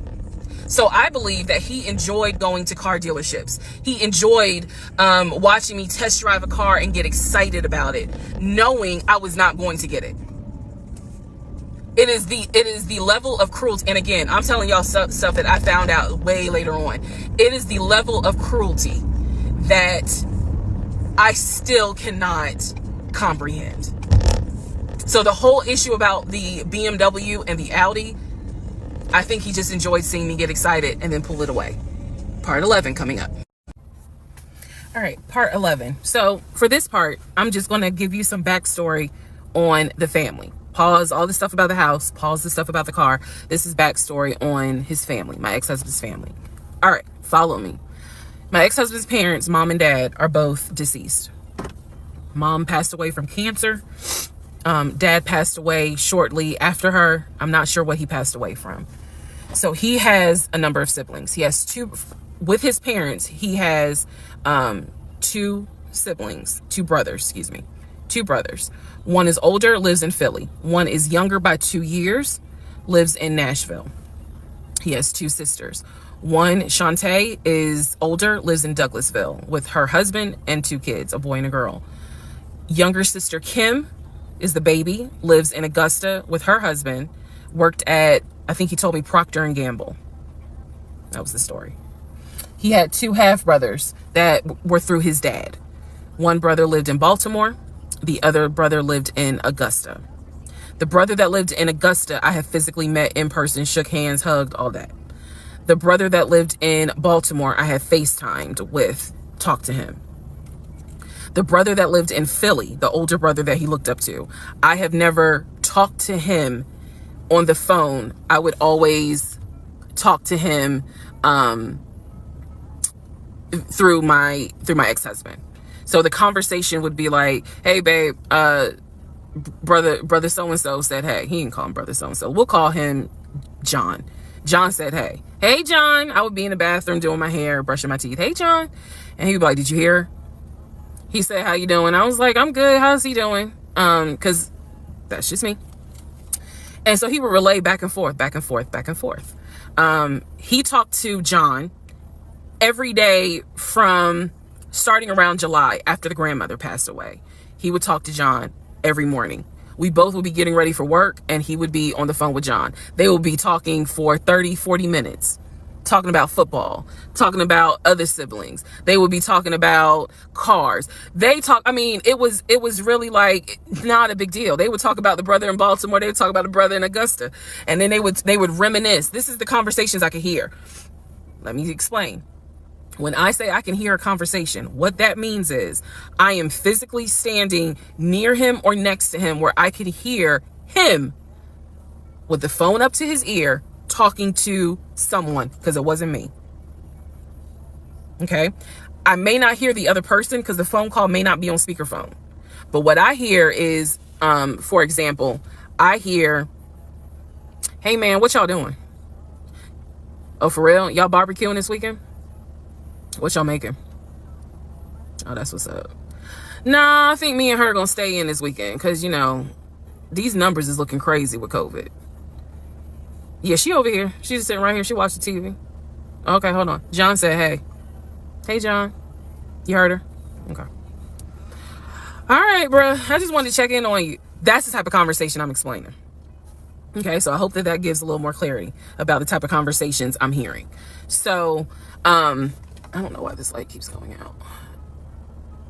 Okay, so that's how he would talk to his siblings. The grandmother passed away. He called me around April or May and told me that his grandmother passed away. His grandmother, on his dad's side, had died suddenly from COVID. She had symptoms. She went to bed and did not wake up. He was distraught. He was crying. He wasn't eating. He was just sitting there, listening to music, not watching TV, just sad, because he was like, my grandmother was always my support system. So from what I saw, it really bothered him. I did not think anything of it. I'm one of those people. If you tell me somebody in your family passed away, I'm gonna believe you, because I don't play about death. And I guess I expect other people don't either. However, that is not the same for everyone else, but we'll get there. So family, he had his sister Shantae, who lived in Douglasville. Like I said, she was married with 2 kids. Apparently she was a nurse. So when I had my miscarriage, that was the sister that he was like, my sister will take you to the hospital. Like, that's what family does. Okay. I had never met Shantae. I've been on the phone, I've been around him when he was on the phone with Shantae. Never heard her part of the conversation. But he would be talking to his sister. That's what he said. That's what it sounded like too. Now, what is interesting is that we lived maybe 35, 40 minutes away from Douglasville. So there were plenty of times that he had invited me to go with him to his sister's house. Okay, let me tell you how this would always work out. Total times he invited me was probably 3 times for different barbecues or whatnot. The first time he invited me, I was like, nah, I ain't going, because again, COVID. And she's a nurse. Hell no. The second time he was like, yeah, she invited us, but I don't think we should go because COVID. No. The third time I agreed to go. I was like, absolutely, I'll go meet your sister. Like, that'd be great. On our way to her house, to Douglasville, to go see the sister, apparently he got a phone call. The phone was always like on vibrate, but he got a phone call and he told me that something came up, and so she had to cancel the barbecue, to get together, whatever. And so I was just like, oh man, okay, well, hopefully we can go another time. It didn't happen close enough for me to have red flags, if that makes sense. But at this point, as y'all probably like, girl, you so blind. But again, I didn't think anything of it, because it's like, okay, it fell through. We'll see. We'll reschedule. And so we just went out to eat, and then he talked to another brother, the brother from Augusta that he would have on speakerphone. So it was like, I didn't think anything of it. I really didn't. Man, and the more I talk about it, the more I realize, like, I'm not a dumb person, but it just never dawned on me the things that you have to now investigate. It didn't dawn on me, but nevertheless, that is the backstory for his family, right? Grandmother passed away. 3 weeks later, he called me and told me his uncle had passed away from COVID. The uncle had tested positive, had to go into the hospital, and he died. It was a bit of a red flag.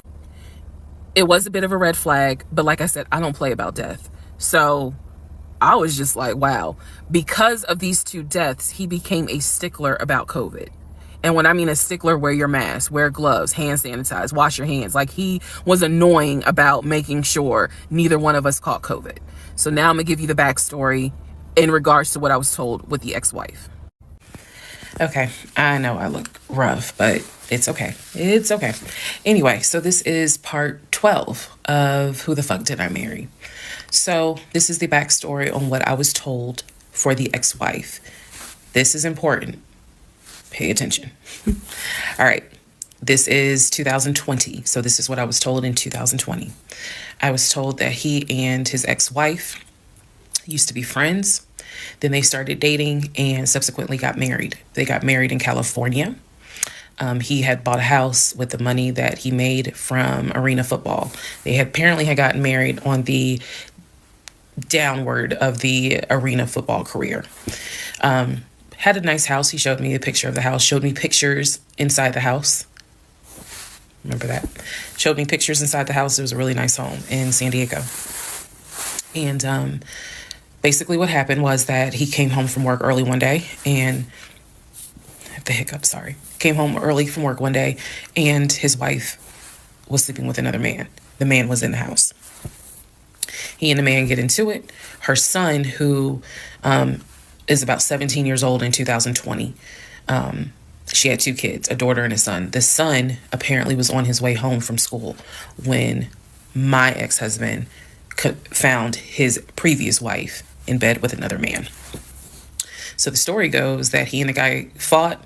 He kicked the guy out. He kicked his ex-wife out, but told her the kids could stay. The kids are not biologically his. Those are his stepkids.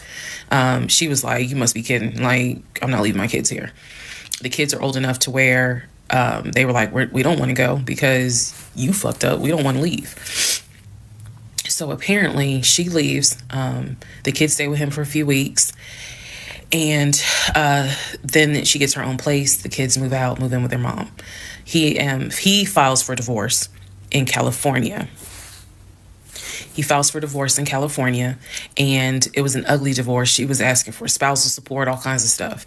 And then it turned into, I'll help you with the kids, not child support, but just I will give you some money for the kids, because apparently he was very close to the kids and he wanted to keep a relationship with the kids.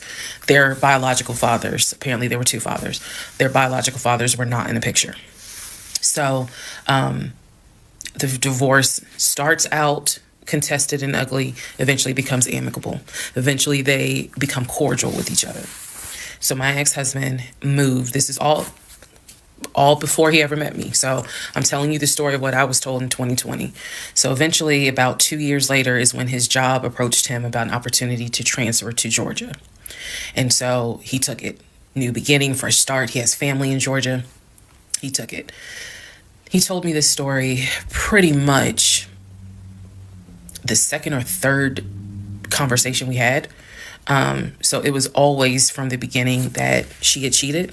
He caught her, and he had filed for divorce, but he was still close to the kids. They still had a great relationship. I've heard him on the phone with the kids, just encouraging them, helping the 17-year-old like with homework. The kids really apparently wanted to meet me, and I was fine with that.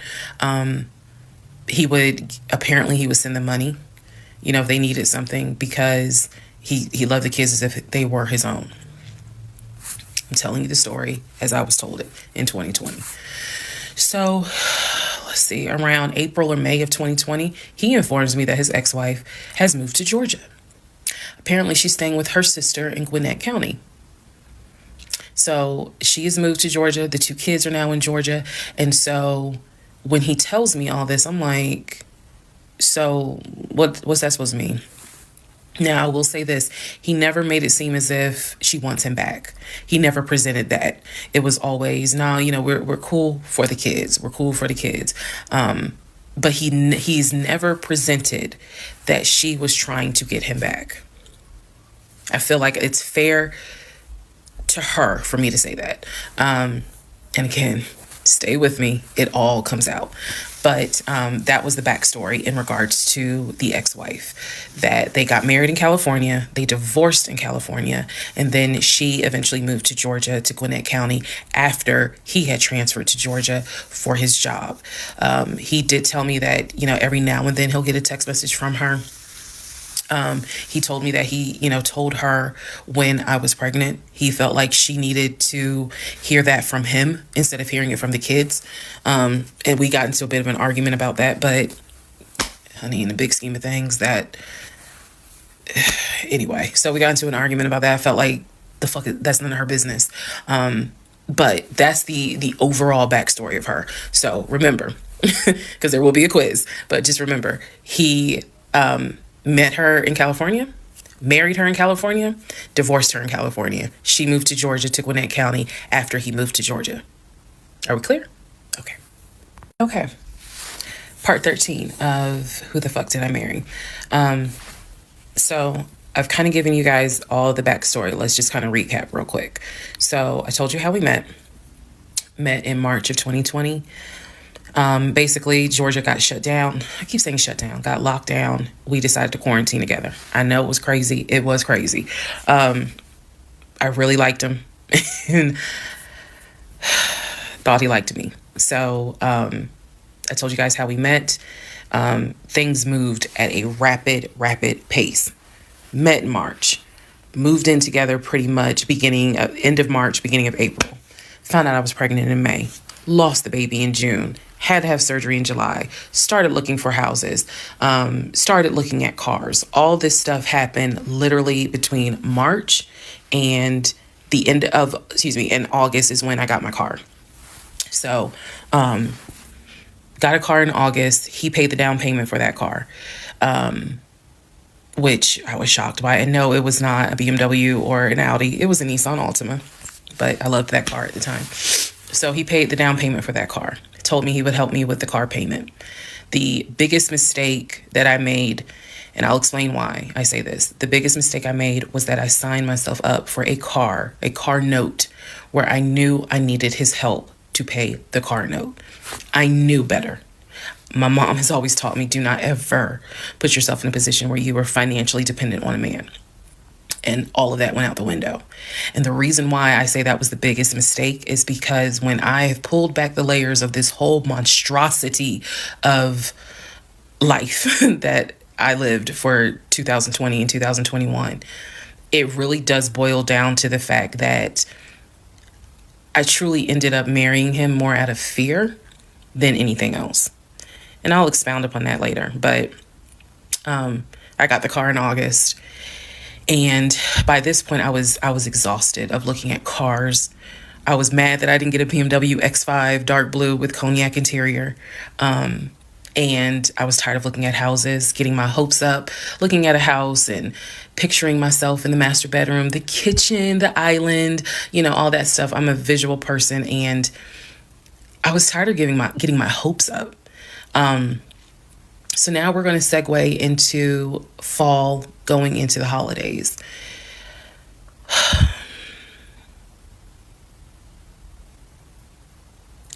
Here's what happened. In October, we looked at another house. This house was in Marietta. Absolutely gorgeous. It was gorgeous. I want to say that the house was about $700,000. I really liked the house. I could see myself living there, could see myself cooking there. And so subsequently, my ex-husband put in an all-cash offer on that house. I watched him put an all-cash offer in on the house. Our real estate agent, Scott, called us about 24 hours later, and he said, the sellers love your offer. The offer was an all-cash, full asking price offer. $700,000. Let that sink in for a moment. He said the sellers love the offer. They are asking that you show proof of funds so that they can accept the offer. My ex-husband said, I will show proof of funds when they accept the offer. The seller said, great, we'll accept the offer when you show proof of funds. So basically we got into a standoff. And if you're a real estate agent or you work in real estate, I would love to know your thoughts on this. I had asked people in my personal life, like, have you ever heard of this before? And I've had plenty of people who said I side with the ex-husband. I would not show my bank statements until they accepted the offer. And then I had other people who were like, I wouldn't accept an all-cash offer unless I verify that the person can pay. So I'm just curious what your thoughts are. Okay, so our real estate agent called us and was like, guys, the sellers are giving you 2 days to show proof of funds. I had the letter that he showed me from Chase. I sent that to Scott, but that was for a mortgage.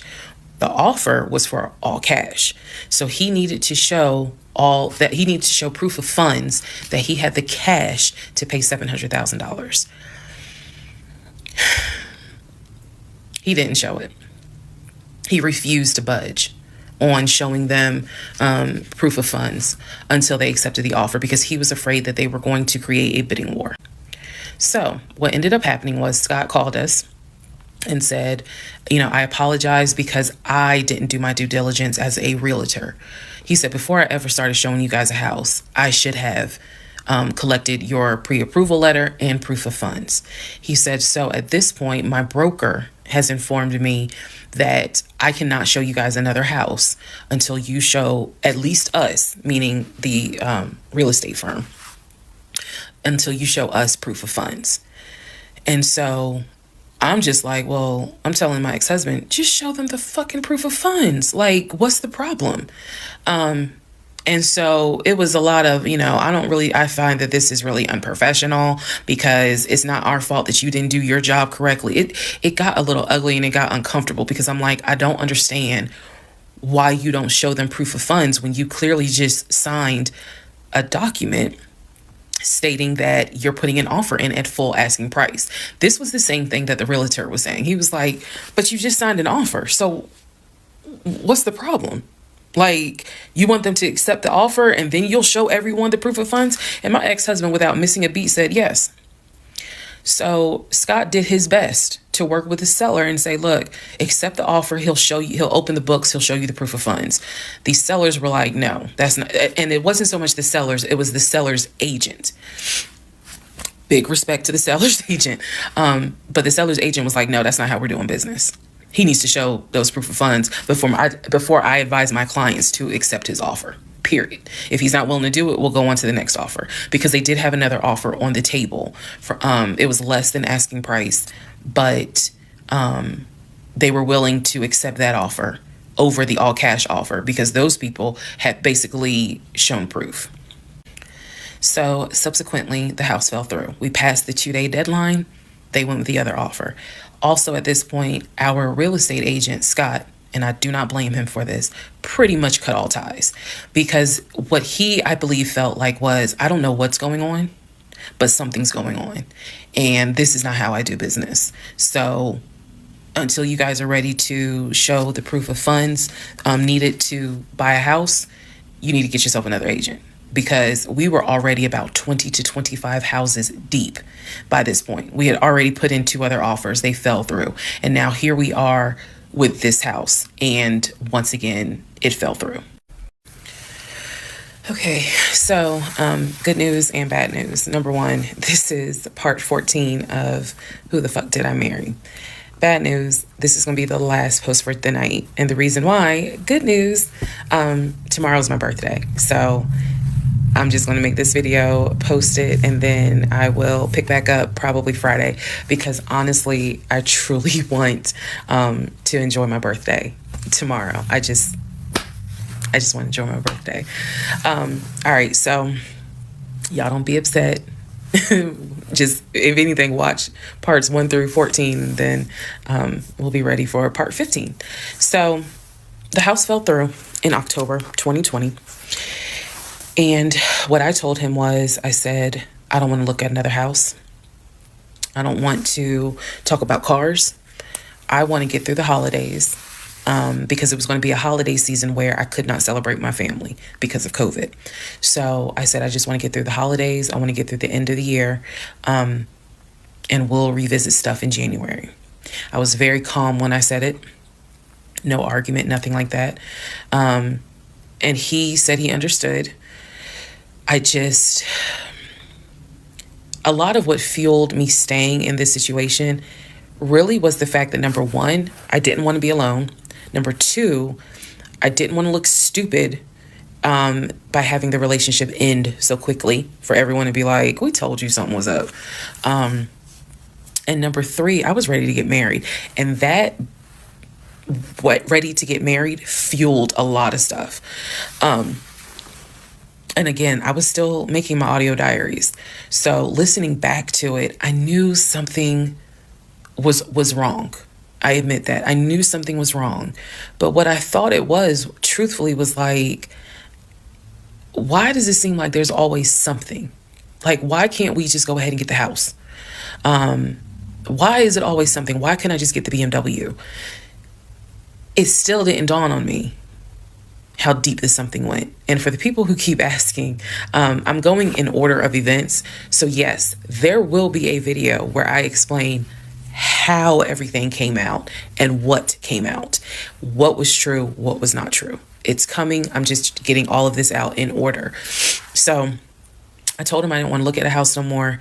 I didn't want to talk about houses. Do not mention the word Zillow. Do not mention the word realtor. Nothing. Let me just get through the holidays. And for myself, the question was, what do you want to do? You want to stay with him?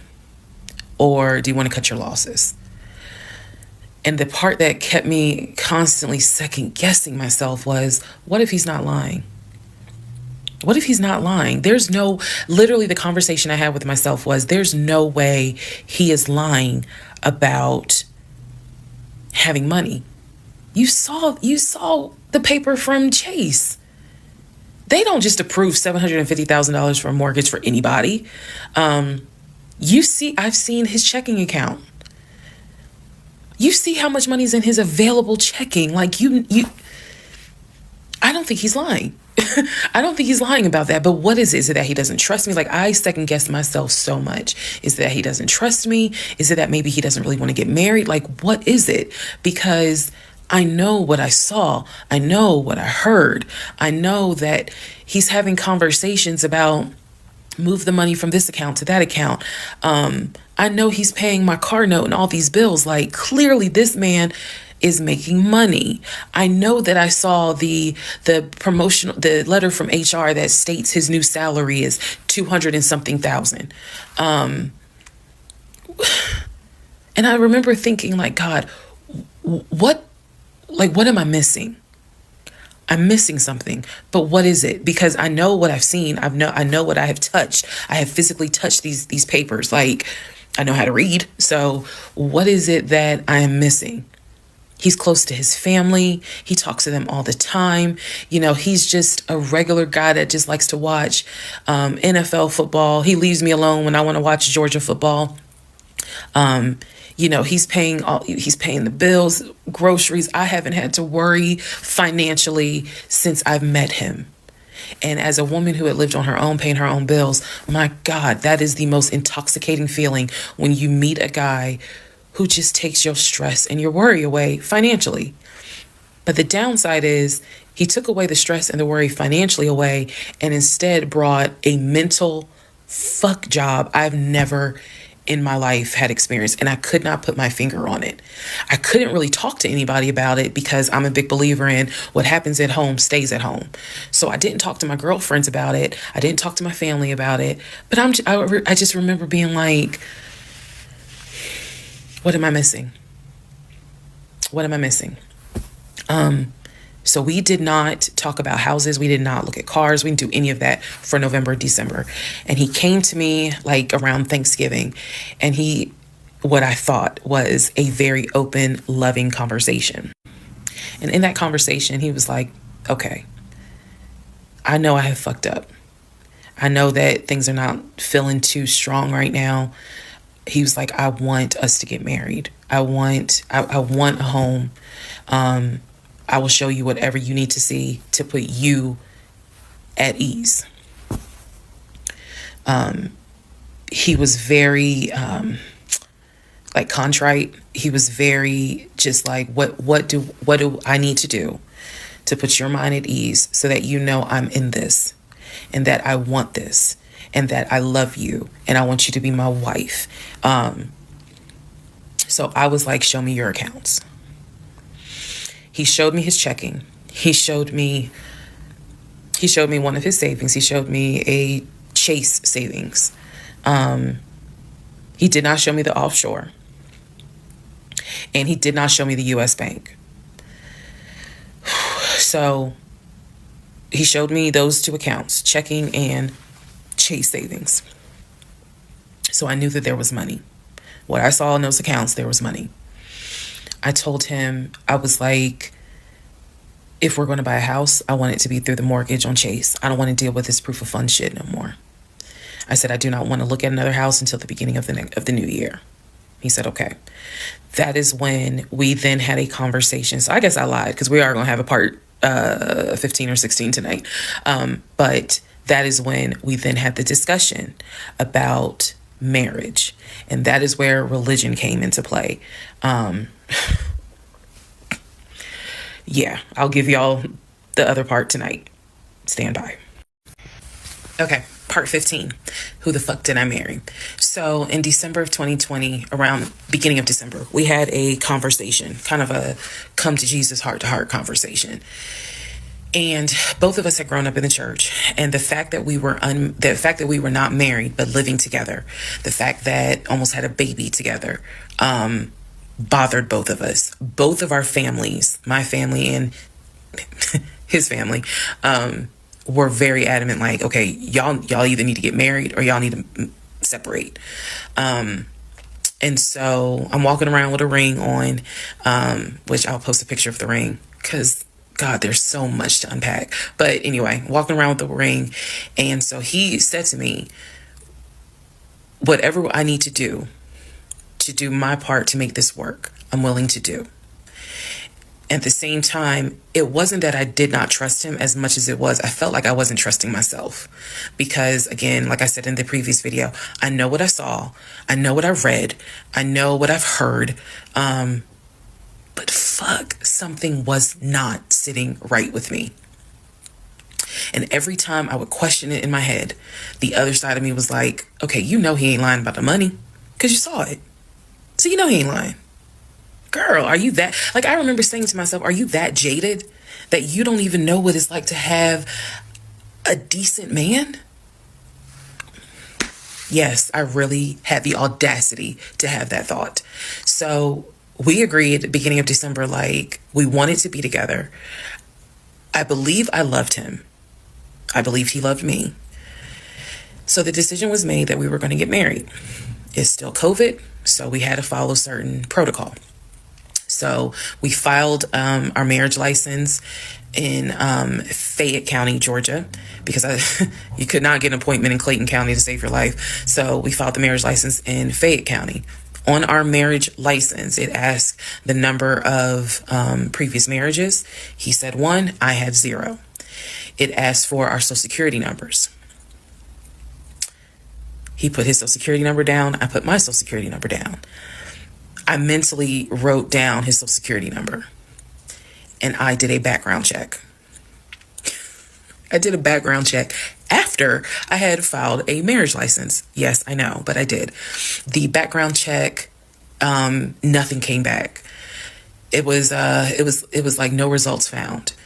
I did a criminal background check, nothing came back. So I thought one of two things. Either I had the wrong social, meaning I wrote down the wrong social, or my paranoia was unfounded. There's nothing wrong with him, because he has been always throughout the relationship a big stickler about law enforcement, following the law, because his dad was a retired police officer.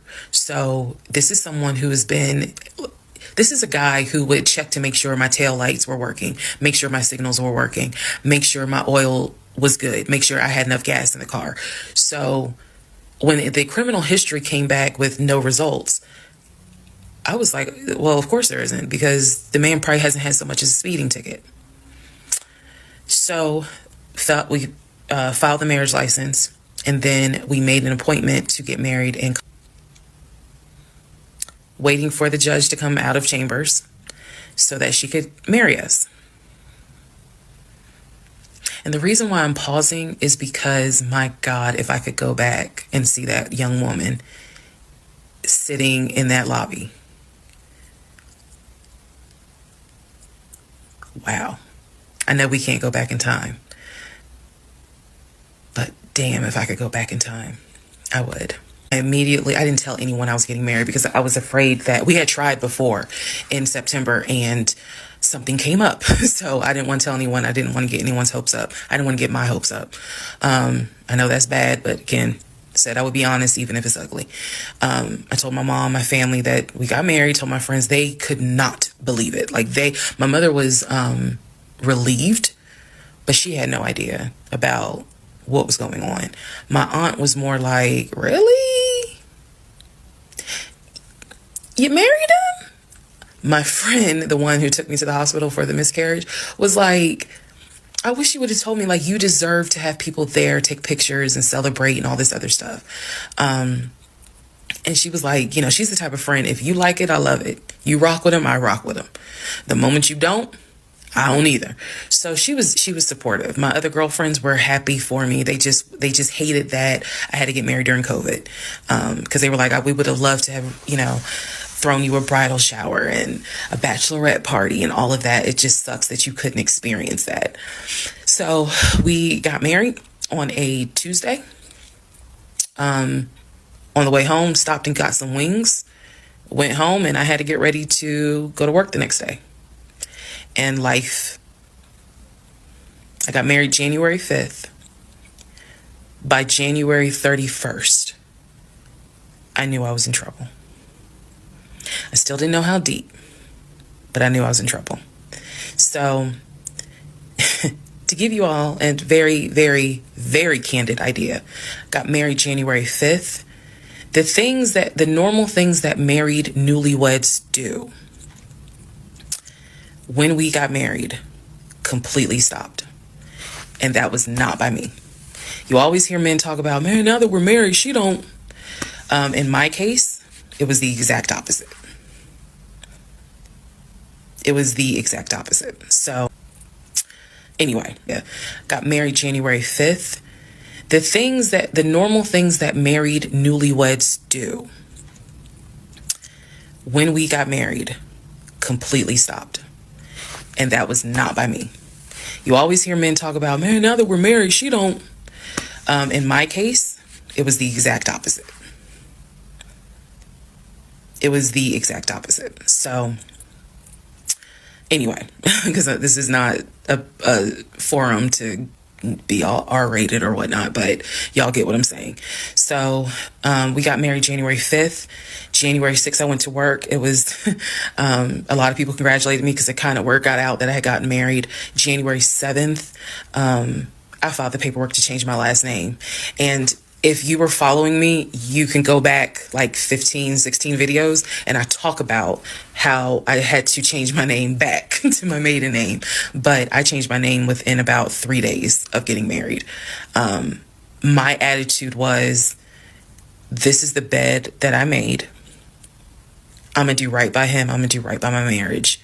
I took marriage seriously. And when I married him, I absolutely married him thinking, I'm going to be with you for the next 40, 50 years. So we're going to have to figure this shit out. That was my mindset. I did not get married to turn around and be divorced in 6 months. But I got married January 5th, 2021. And by January 31st, I knew I was in serious trouble. So that is where we are. The next set of videos, the next set of all this will be me talking about how things went downhill before it crashed and I found everything out. In the meantime, tomorrow is my birthday. So, happy birthday to me. The fuck did I marry? This is the interlude, basically. I'm not recapping on this video. I'm just kind of answering some stuff that has been written to me. Someone was like, why are you airing your business out on social media? It's a valid question. For me personally, I feel like this was traumatic to experience, to live through. And I'll expound on that on another video, the aftermath of the toll that this took. Honestly, and I know some people are going to be like, that sounds crazy. It is kind of cathartic to get this out because I cannot tell you how much of this has been internalized since 2020. Also, I don't want to seem like a cautionary tale to other women or to men for that matter, but to my sisters, to my ladies, white, black, Hispanic, Asian, doesn't matter. If something does not sit right with you, investigate it. I cannot stress that enough. If just one woman watches these videos and she's like, you know what, something don't sit right with me, let me look into this, then it was worth it. Yes, it is a Lifetime movie. Yes, it is Netflix. Yes, it is crazy. Yes, it is hilarious also. And I understand all of those reactions. As someone who lived it,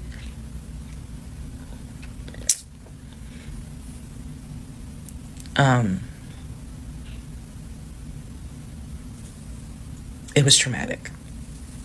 But I feel like, God, it feels good to finally admit what the fuck I went through. And again, by the time this is uploaded, I'm only to January of 2021, right after getting married. So when I think back on it, there's things that I'm very, very grateful for. There are things that I'm just like, why did you not pay attention? Why did you not question? And the sad part is, I can't even begin to tell you, I don't remember the woman I was before I met that man. I don't remember. Because going through something like that, it changes you. And I've seen some women in the comments who were like, I was married to a habitual liar. I was married to a pathological liar. My baby daddy's a pathological liar. And my heart goes out to them, because until you have dealt with someone so depraved, you really don't quite know how bad it can get.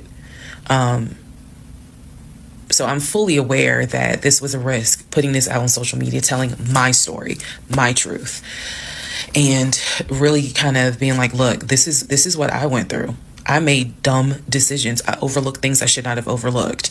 I argued away things I should not have argued away. I can pinpoint exactly the moment I should have left. I still feel like God is sitting on the throne and he's like, I never planned for your monkey ass to marry him. I never even planned for you to go out and date with him. That's why I blew your tire. But you hard-headed and you went anyway. And then I tried to go ahead and show you signs. You ignored them. Like, I feel like God did everything to help me as his child be like, this is not who I created to be your helpmate. And I was like, God, you taking too long. I want to get married. You taking too long. I want to have a family. You taking too long. And these are the consequences that I'm paying for basically telling God, you took too long. And I feel like God's grace is sufficient. It is. But at the same time, and I'm not perfect. I mean, not perfect at all. None of us are. But I do feel like when I sit back and I replay the events that happened, I truly cannot believe that was my story.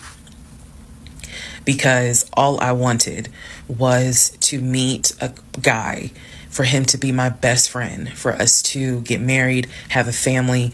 I wanted someone I could make fun of his big old forehead, and he make fun of my nappy head and all my wigs, and yet he was my ride or die. I wanted someone that I could be like, man, help me with these kids, and he helped me with the kids. We had a nice home. We were comfortable. That is what I wanted. And I've said this before, and I say it again. I truly hoped it was my turn. You see the women who are, so happy and, they're in these loving marriages and life just looks good. I really, really wanted it to be my turn. And so I excused away a lot of stuff that I hope the next woman who sees this does not excuse. Because I don't wish this on anybody. I don't wish this on anyone, to feel the way I felt the moment I discovered the whole truth. So I just wanted to say that, because I think it's important to try to answer why is she posting this? Honestly, I was tired of holding it in.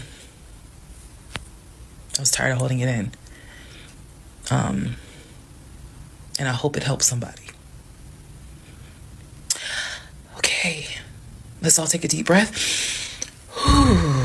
Let's all get some sleep.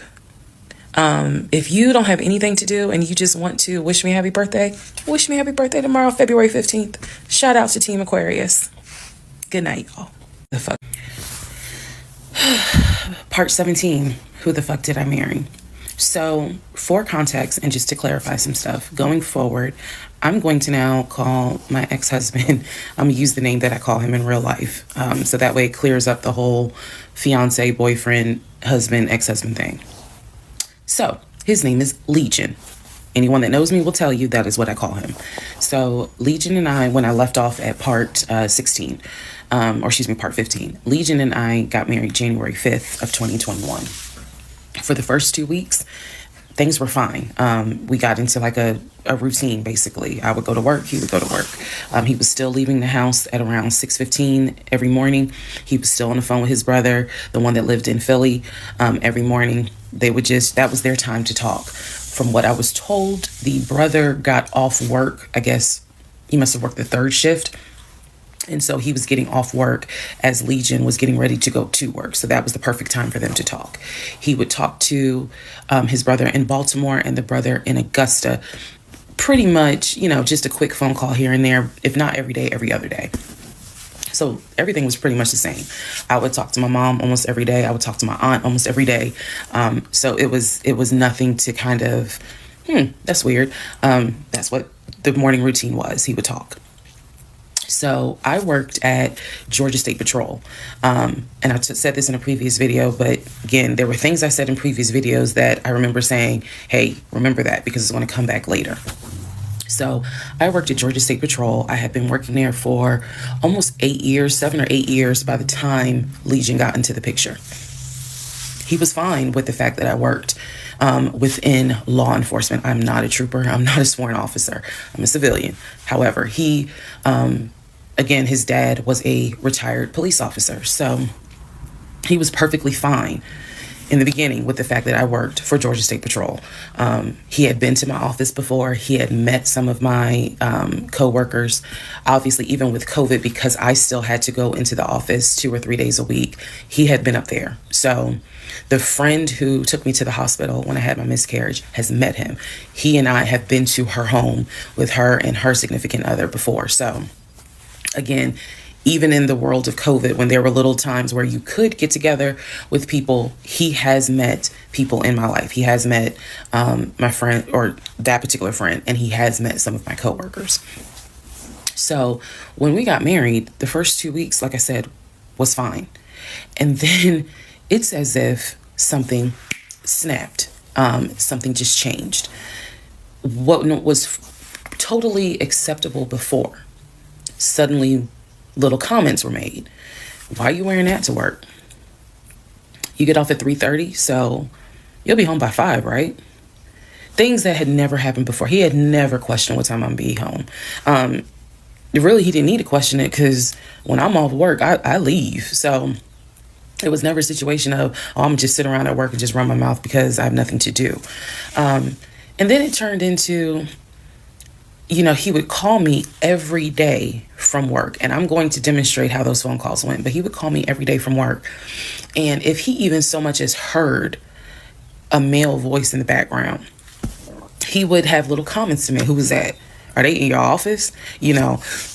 Man, I never know who's around you, because it seemed like every time I call you, I have the hiccup, sorry. It seems like every time I call you, there's some man around. And I'm just like, at first I kind of shrugged it off. I laughed it off because it really, truly was absurd to me. But then it became a bit more frequent. And so I really just didn't feed into it because I'm like, I don't know if this is some insecurity. I don't know if this is jealousy, because nothing has ever been done to make you feel any sort of insecure type of way. I've never entertained another guy, never flirted with another guy. Like, I don't know where this is coming from. So it is also important to note, we got married January 5th. Things started changing around 2 weeks later. And the reason why I know it's 2 weeks is because I had recorded an audio diary on January 21st is the date of the audio diary. And I talk about how maybe I had unrealistic expectations because it seemed as if things were changing with he and I. So 2 weeks pass, he starts making little comments. End of January comes, he informs me that he wants to start looking for a house again. I had no real desire to go through that process. So what he decides is that he's going to look for a house for us using his friend, the realtor, the one I did not meet. So he tells me that he and his friend have been talking and he's going to start looking at houses. And what he's going to do is basically, if he feels like it's a house I would like, then he wants to show it to me, because he feels like, I know that your attitude really isn't, you're in the mood to look for a house. So I'm gonna start looking. And then if I think it's a great house, then, you can come see it. And I remember thinking, that's not going to work. You're not going to choose a house without me. And he was like, no, I'm not going to choose the house, but I just think that, me and old boy have been talking. And so he has some houses that he is representing. He wants to show me. So why don't you let me look at it? And if it's worth the time, then I'll bring you to look at it. So he already had some sort of plan in place after talking to his friend about how he's going to start looking at houses. This is the end of January 2021. So I kind of threw my hands in the air and was just like, whatever, because I'm not getting emotionally involved in looking at houses. And for me, that's kind of what it was. I felt like I would see a house, I could picture us living there, and then it gets snatched away somehow, some way. I didn't want to go through that. So the reaction that he wanted, which was for me to throw a fit, I did not do. I was just like, okay, all right. Like, I trust you. And remember that I said the reaction he wanted, because that's going to come back later. So he started looking at houses. Funny enough, the houses that he looked at, none of them I actually saw. But he would call me and say, I'm at this house in Sandy Springs with the realtor friend.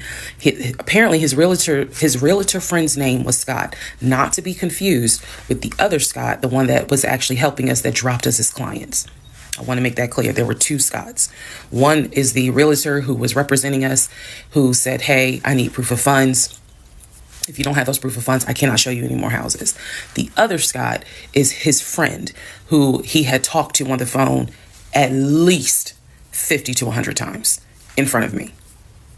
That's the Scott that he said is going to show me this house in Sandy Springs. Apparently the house was like $800,000. So he was like, I think that if I like the house, then I'm gonna bring you out here so you can see it.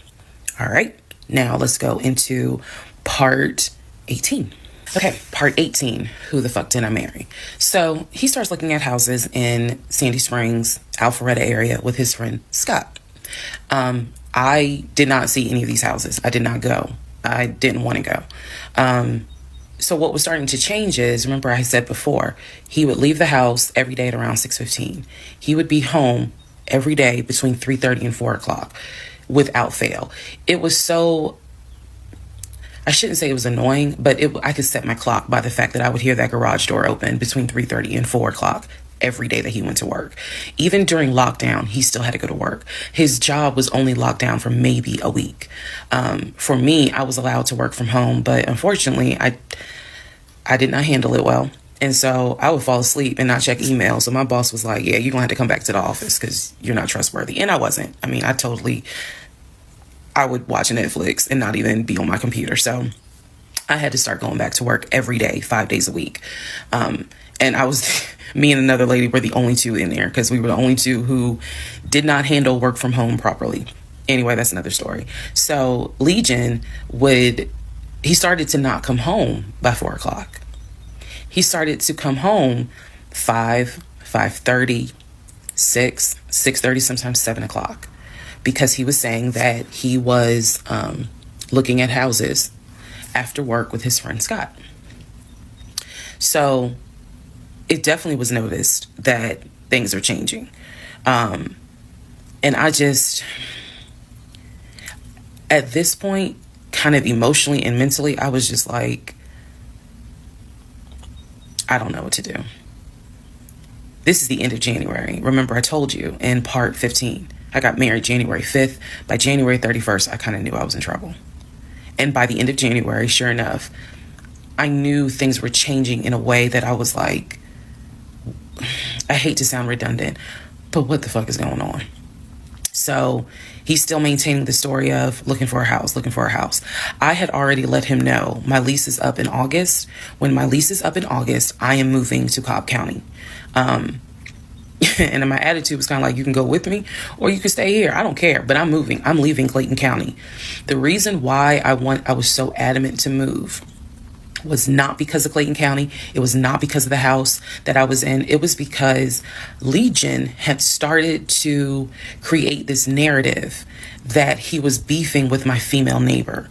He was trying to get me to believe that my female neighbor to the left of me, somehow was interested in him. And so she would make these little comments, and he would come in the house complaining about her and her music and the fact that she had, different men over to the house. It was driving me crazy. And all of this was kind of starting in January. So when I say that, it really seems like we got married January 5th, and then we had 2 weeks of peace, and then something just snapped. I literally mean something just snapped. So he's looking at houses. Now we're moving into February. February obviously is my birthday month. He did good. He did good to make Valentine. He went all out for Valentine's Day. He went all out for my birthday. My birthday and Valentine's Day are February 14th and February 15th. So he went all out on both days. Y'all ain't even gonna believe this story. But I said I would share even when it makes me look bad. So the weekend after my birthday, and what I mean by that is if my birthday was on a Tuesday, we're talking about Saturday. The weekend after my birthday, he gave me money to go to the nail salon, go get a manicure and pedicure. So I leave the house. I take his car. His car was in the driveway. We had a key to each other's car because, again, we're married at this point. We're talking February 2021. So I take his car and I drive to the nail salon over in Morrow. I'm in the chair getting a pedicure, and I get a text message from my husband saying, someone was just at the house looking for you. And I'm like, who was looking for me? Who was it? And he said, I don't know. I think it was some dude. This is through text. I don't know. I think it was some dude you used to mess with. Okay. I was like, what are you talking about? He was like, I'm telling you, some guy just came to the house looking for you. I told him you were not here. So at this point, y'all, I'm in the chair at the salon. I'm freaking out because I'm like, who the fuck has the audacity to come to my home unannounced, uninvited, talking about they're looking for me, especially because before I met my husband, I was working the last shift at Amazon as a part-time job. So I had not dealt with, dated anything with anyone for about a year before I met him in March of 2020. So I really was like, who the hell is this coming to my house? So I finished the pedicure. I head home. Once I get home, I'm like, what are you talking about? What happened? And so I'm frazzled in a way. And he's calm. He was like, yeah, it was a black Dodge Charger. They pulled into the driveway. They backed in. They backed in as if they had been here before. So clearly this was someone who's been to your house. He got out the car. He said, I opened the door and I went out there and I said, is there something I can help you with? And he said, the guy said, I'm looking for, and gave him my name. And he said, I'm sorry, she's not here.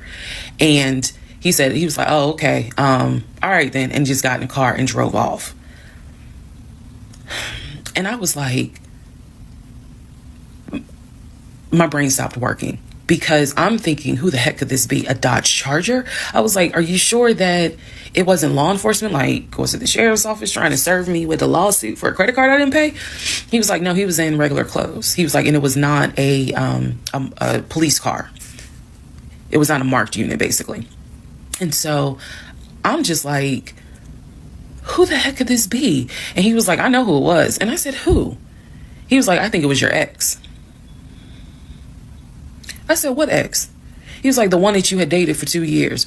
Remember back in like part 3, part 4, I told y'all, he told me about his ex. I told him about mine. I thought we were being honest with each other. So now, fast forward to February 2021, and he's telling me, yeah, I think it was the ex that you had been dealing with for those 2 years before you met me. I said, so you think that he showed up to the house uninvited after 2 years? And he was like, well, whoever it was clearly was comfortable backing into our driveway, getting out the car, and was like, I'm here to see, and gave him my name. And so he was like, she's not here. Is there something I can help you with? And the guy was like, nah, it's cool. And then just got in the car and drove off. So, again, brain is like, who could this be? So then Legion says to me, you know what? The way that you reacting to this is real suspect. And I'm like, what are you talking about? He was like, you over here freaking out. I told you I took care of it. I told you it's fine. And you over here freaking out, which makes me wonder, what have you been up to? Now, let's go to part 19. Okay, part 18. Who the fuck did I marry? So he says to me, the way you're acting is real suspect, because I told you it was fine. I took care of it. He was like, I ain't even worried about it. He was like, obviously, that nigga didn't know that you now married, that you've moved on. And so now he knows it. But for me, it was the fact that I don't do pop-ups. Don't come to my house unannounced. So if someone has done that, for me, it automatically feels like a violation, and it feels like it needs to be addressed. So it was not as simple as, I already took care of it. It's fine. Let it go. No, we ain't letting nothing go, because you don't have my permission to show up to my house. And before this turns into something where I'm going to be on Fox 5 News, I need to address that with you, because that is not okay. So he didn't like the reaction I had to the story he told me, where someone basically disrespected my home. And he felt like my reaction was really suspect. So what I'm going to get into the little details that he did not know about. So he tells me, again, it was a black Dodge Charger. They backed into the driveway. A gentleman got out of the car and he asked for me by name, and Legion said she's not here. So I asked him, what does the guy look like? And he said, he was like, why does it matter? I said, what the fuck does he look like? So Legion proceeds to give me the most generic description you can give. He was like, well, he was shorter than me. Ex-husband is about 6'3", 6'4". He was shorter than me. He was brown skinned. I said, did he have a hat on his head? Mind you, I understand that before marriage, I was a damn fool. I understand that. But every woman has that moment where you only gonna fool her but for so long.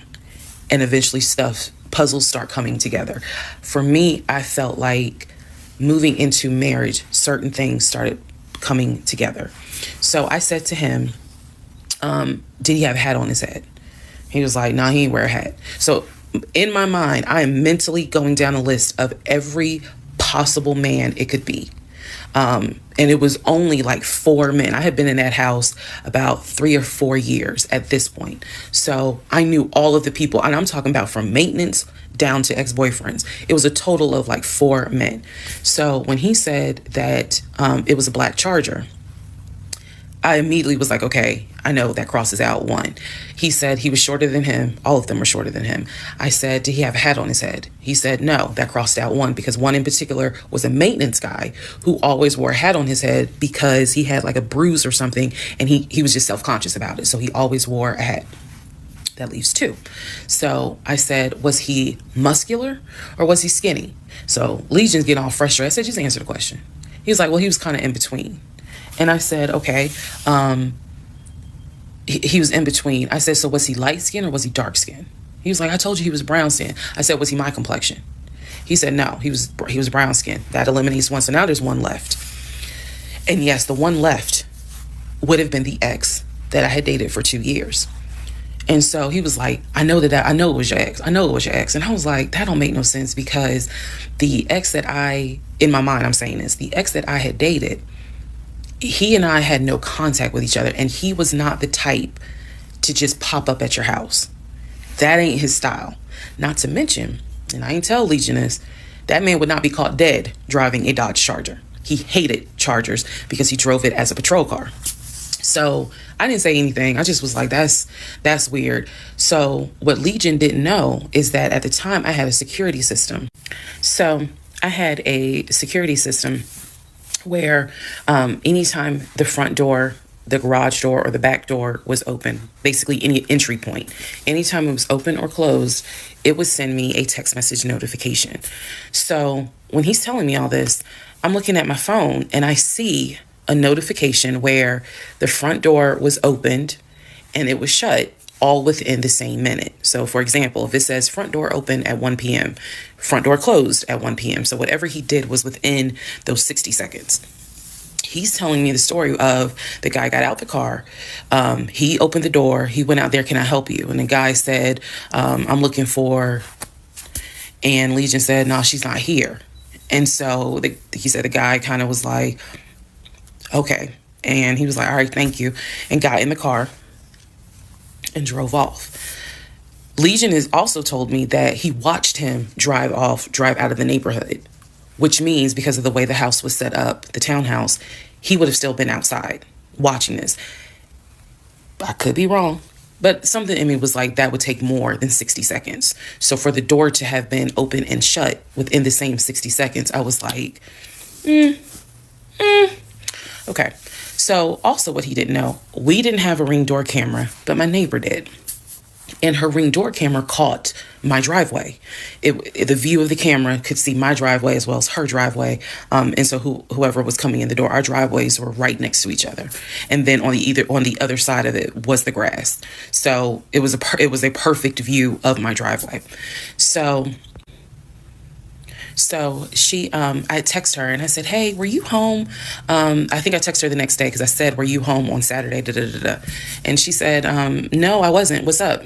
Everything good? And I said, can you look at your security system and see if there was a car that came to my house at such and such time? And I know I did not tell her the reason I was asking, but I was like, is there any way that your security camera caught if someone came to my house at this time on Saturday? She's like, yeah, sure, I'll look. And so maybe about a couple of hours later, she texted me back and said, hey, I looked at the camera, but I didn't see anything.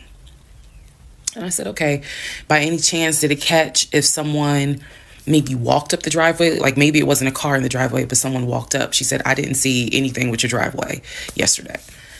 So I said, okay. And I knew that something in me, again, was like, nobody came to the house. So now here we are, a month and a half married. And now is when I'm like, why the fuck did he make that up? Because no one came to the house. No black Charger came to the house, backed into the driveway. Nobody got out the car and asked for me. Nobody was looking for me. So now I was sitting in the bedroom thinking through all this, and I'm like, why the fuck did he make that up? Because that's what happened. I'm looking at the text messages on my phone where he's telling me someone just came to the house looking for you, but no one came. So what was the purpose of that? And then something said to me, something in me said, he wanted to see your reaction. He just wanted to see the reaction.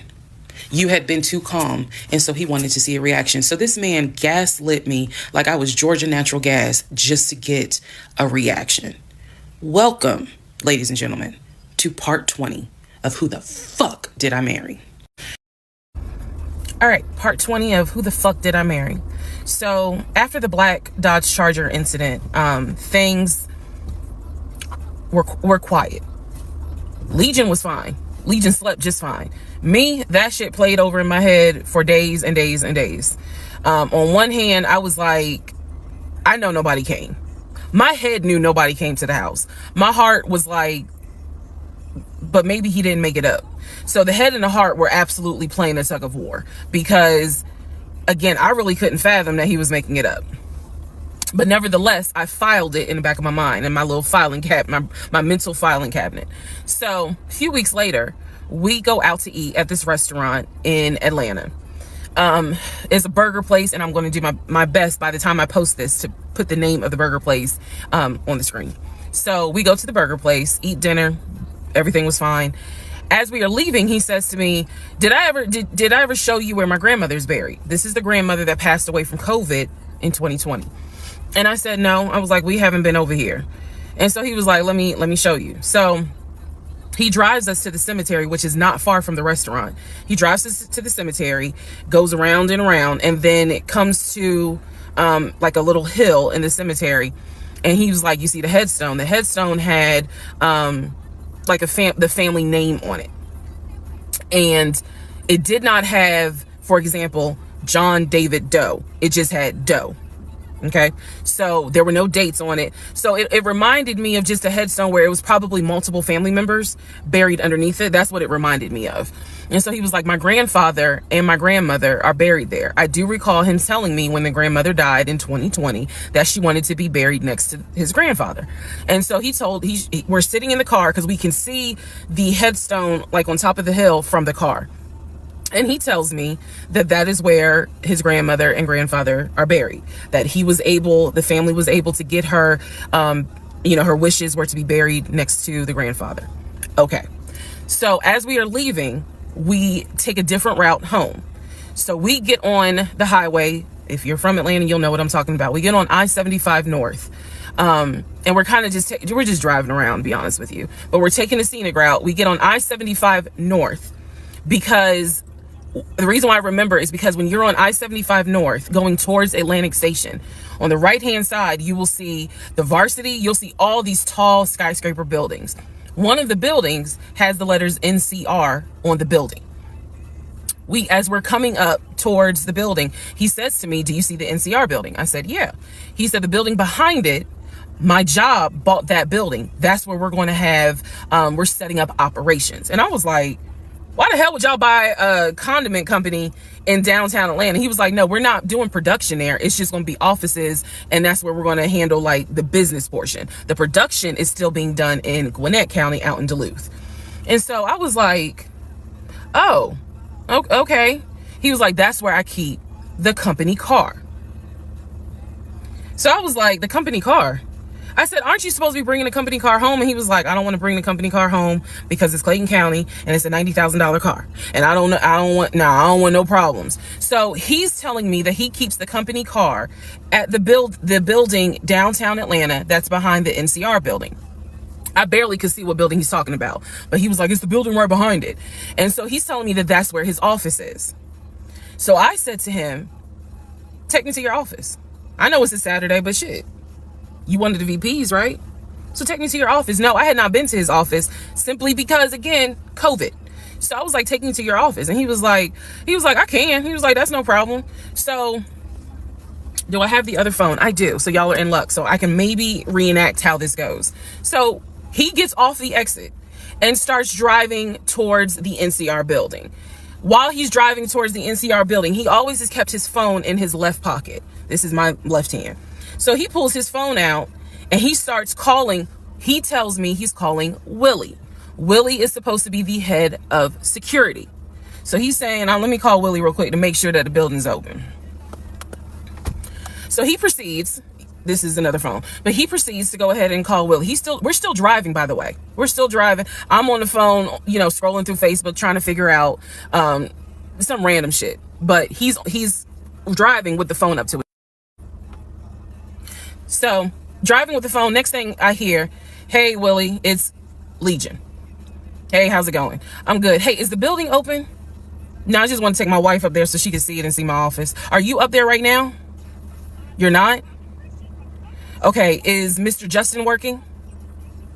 Okay.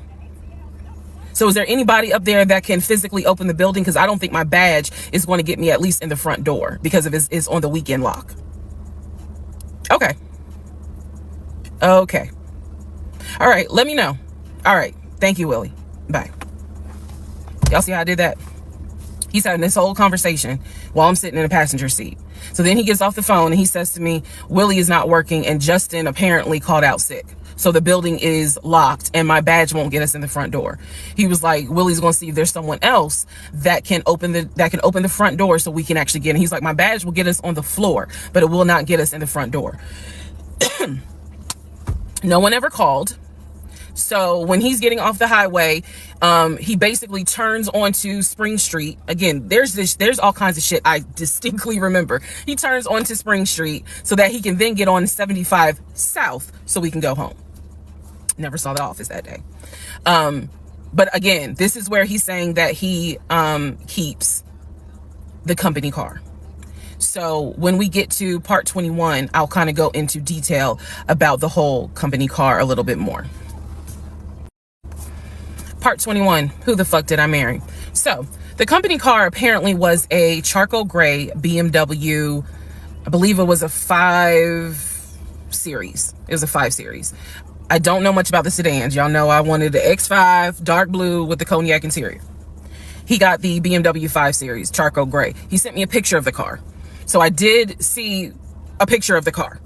After this whole NCR building, take me to your office, that is what he's claiming, is that he leaves the company car at that location.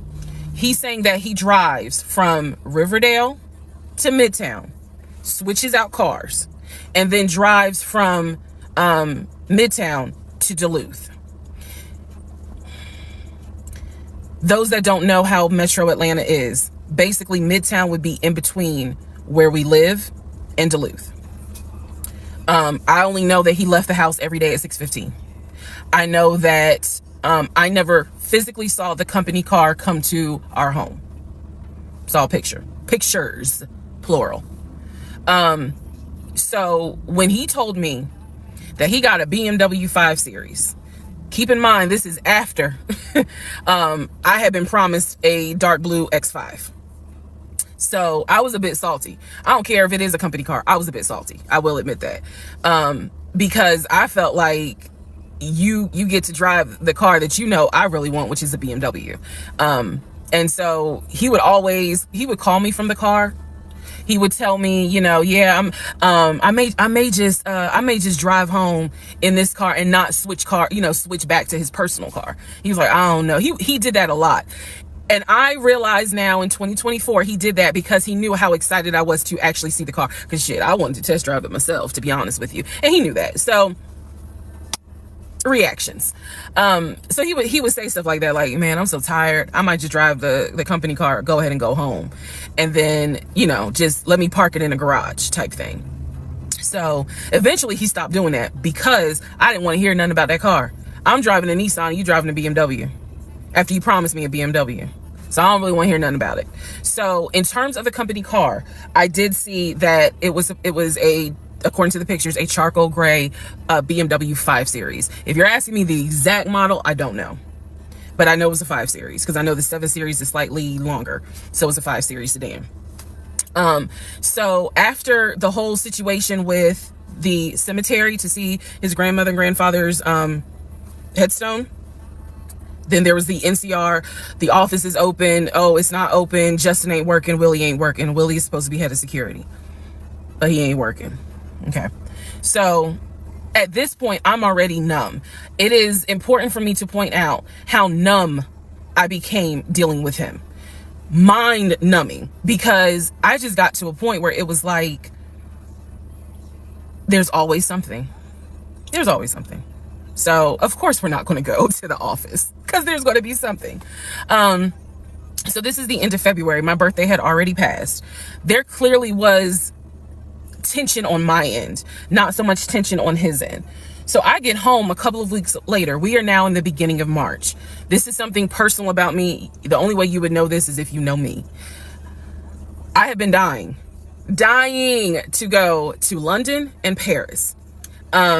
I had a layover in London when I did a study abroad, but it's not the same. I want to go to London and be a whole tourist. I don't care. I want to see Buckingham Palace. I want to see the Tower of London. I want to see Paris. I want to see the Palace of Versailles. This is something, if you know me, she wants to see Paris. She wants to see London. So I get home from work. This is the beginning of March. I get home from work, and on the counter is a folder with like a little bow on it. And I'm like, oh, what is this? Is this like mail? Like, was this something that you got at work? He's like, nah, it's a surprise for you. I open up the folder. Inside the folder is like a trip itinerary. It is not an actual booked trip. It's like an itinerary. A trip for two to go from Atlanta to London. The trip should have happened, and it was the month on there was like July. So it was a summer trip. So he tells me, I'm going to take you to London. He was like, I wanted to take you for your birthday, but certain things fell through. He was like, so this summer in July, we're going to go to London. He was like, I've already made a reservation for us to stay at the Savoy. Again, there's certain things that my brain just was like, remember that. He said, I've already made a reservation for us to stay at the Savoy. I didn't know, as much as I want to go to London, y'all, I didn't know anything about the Savoy. And so I remember going to look it up because I was like, what is the Savoy? Well, apparently the Savoy is bougie, very bougie. So I was so excited. I cannot tell y'all how fucking excited I was when I saw that he had printed out British Airways. Like, he was speaking my language. I am one of those people, I'm a planner. So when he's saying, I'm gonna take you to London, and he took the time to research flights and print it out and research the Savoy and print it out. And there were different, not excursions, but there were different things that you could do. You could go see the Tower of London. You could go see Buckingham Palace, changing of the guard. We could go have high tea at certain places. He was like, I don't really want to go, but I know you're dying to go. So he was like, you know, I love you and I would do anything for you. Blah, blah, black sheep, have you any wool? And so he was like, I'm going to take you to London in July. The trip did not include Paris. That's fine. But I was so excited. So excited. And so this is the beginning of March. I was like, this is great. Hopefully this happens. I knew I needed to renew my passport, and he was saying that he had to renew his passport as well because his passport had expired. So both of us were like, okay, we need to get on this if we're going to try to make it to London in July, and it's now March.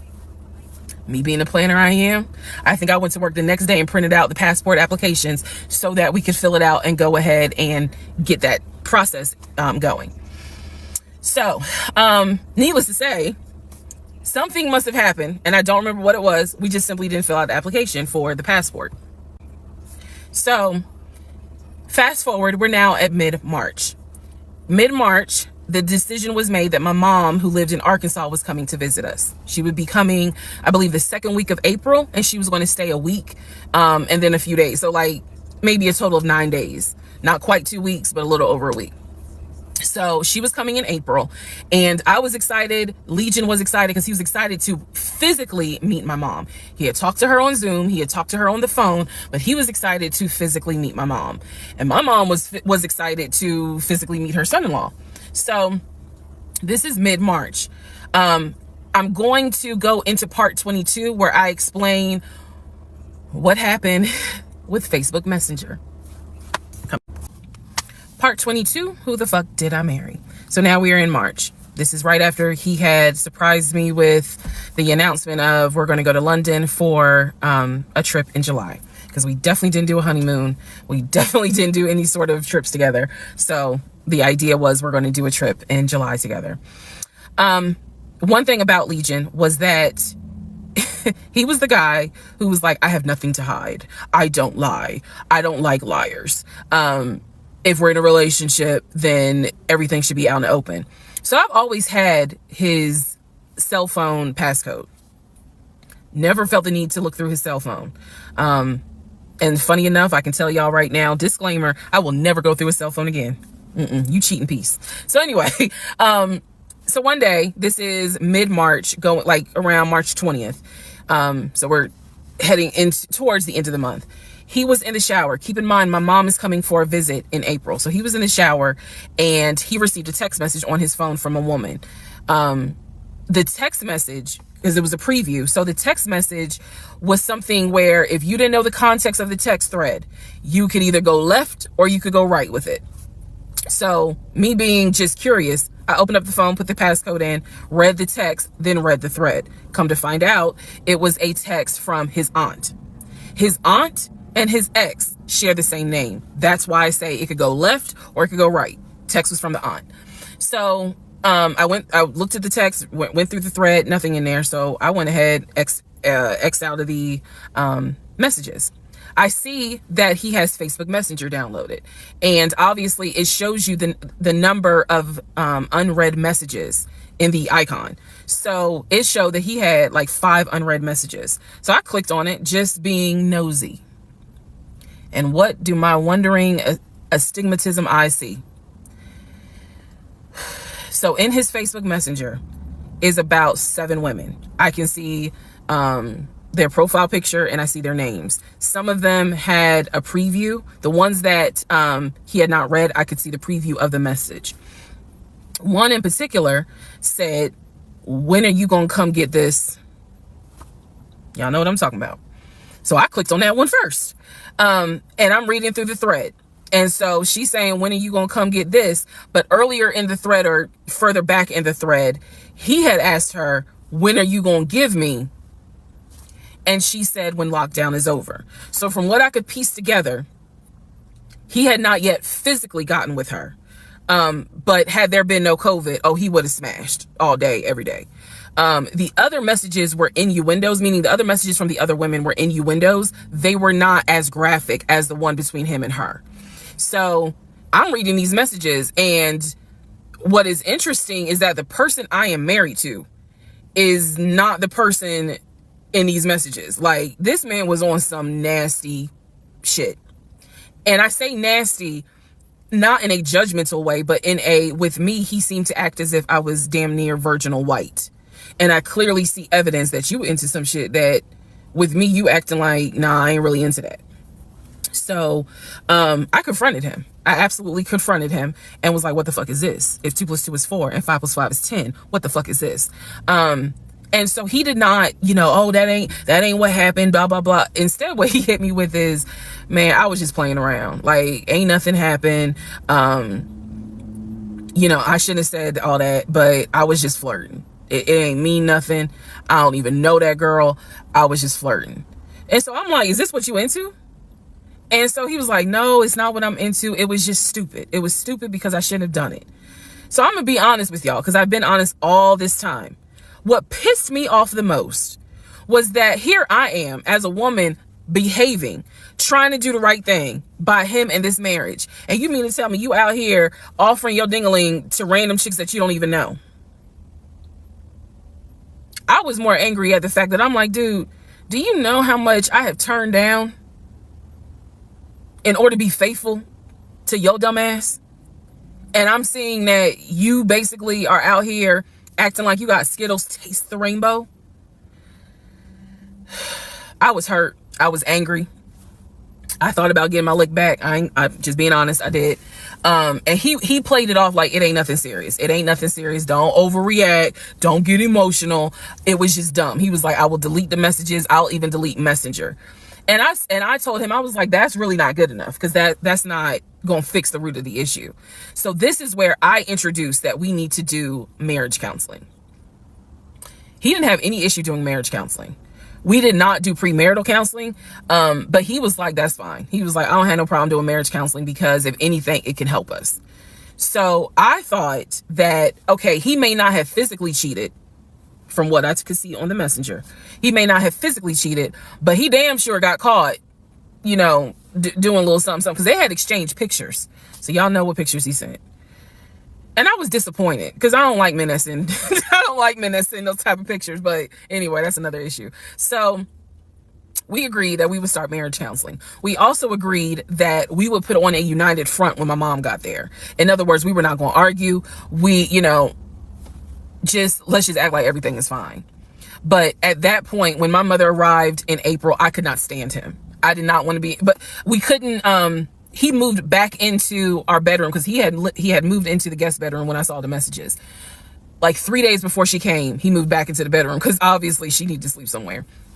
So, I really could not stand him. And it was because I was busy second guessing myself. Like, damn, what's wrong with me? Like, if that's what you into and I'm supposed to be your wife, like, let's have conversations. Like, shit, I went to FAMU.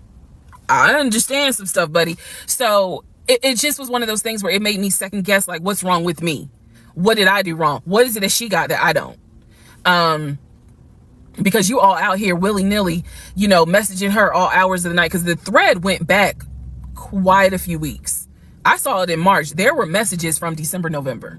So again, I'm just second guessing all kinds of stuff, self-esteem taking a hit. So no, I did not want to be around him. I did not want, I didn't like him. Period. I did not like him.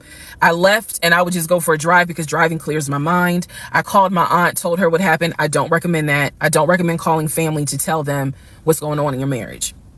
But I called my aunt, and my aunt lovingly was like, what do you want me to say? You married him. You know, he ain't your boyfriend. Y'all can't just break up. That's the hard part about marriage, is like, I mean, yeah, I guess you could leave him, but at the same time, you married him. So, honey, you're going to have to go back home. And y'all are going to have to figure this out. She was like, I can't give you advice on what you should do. I'm sorry that this happened, but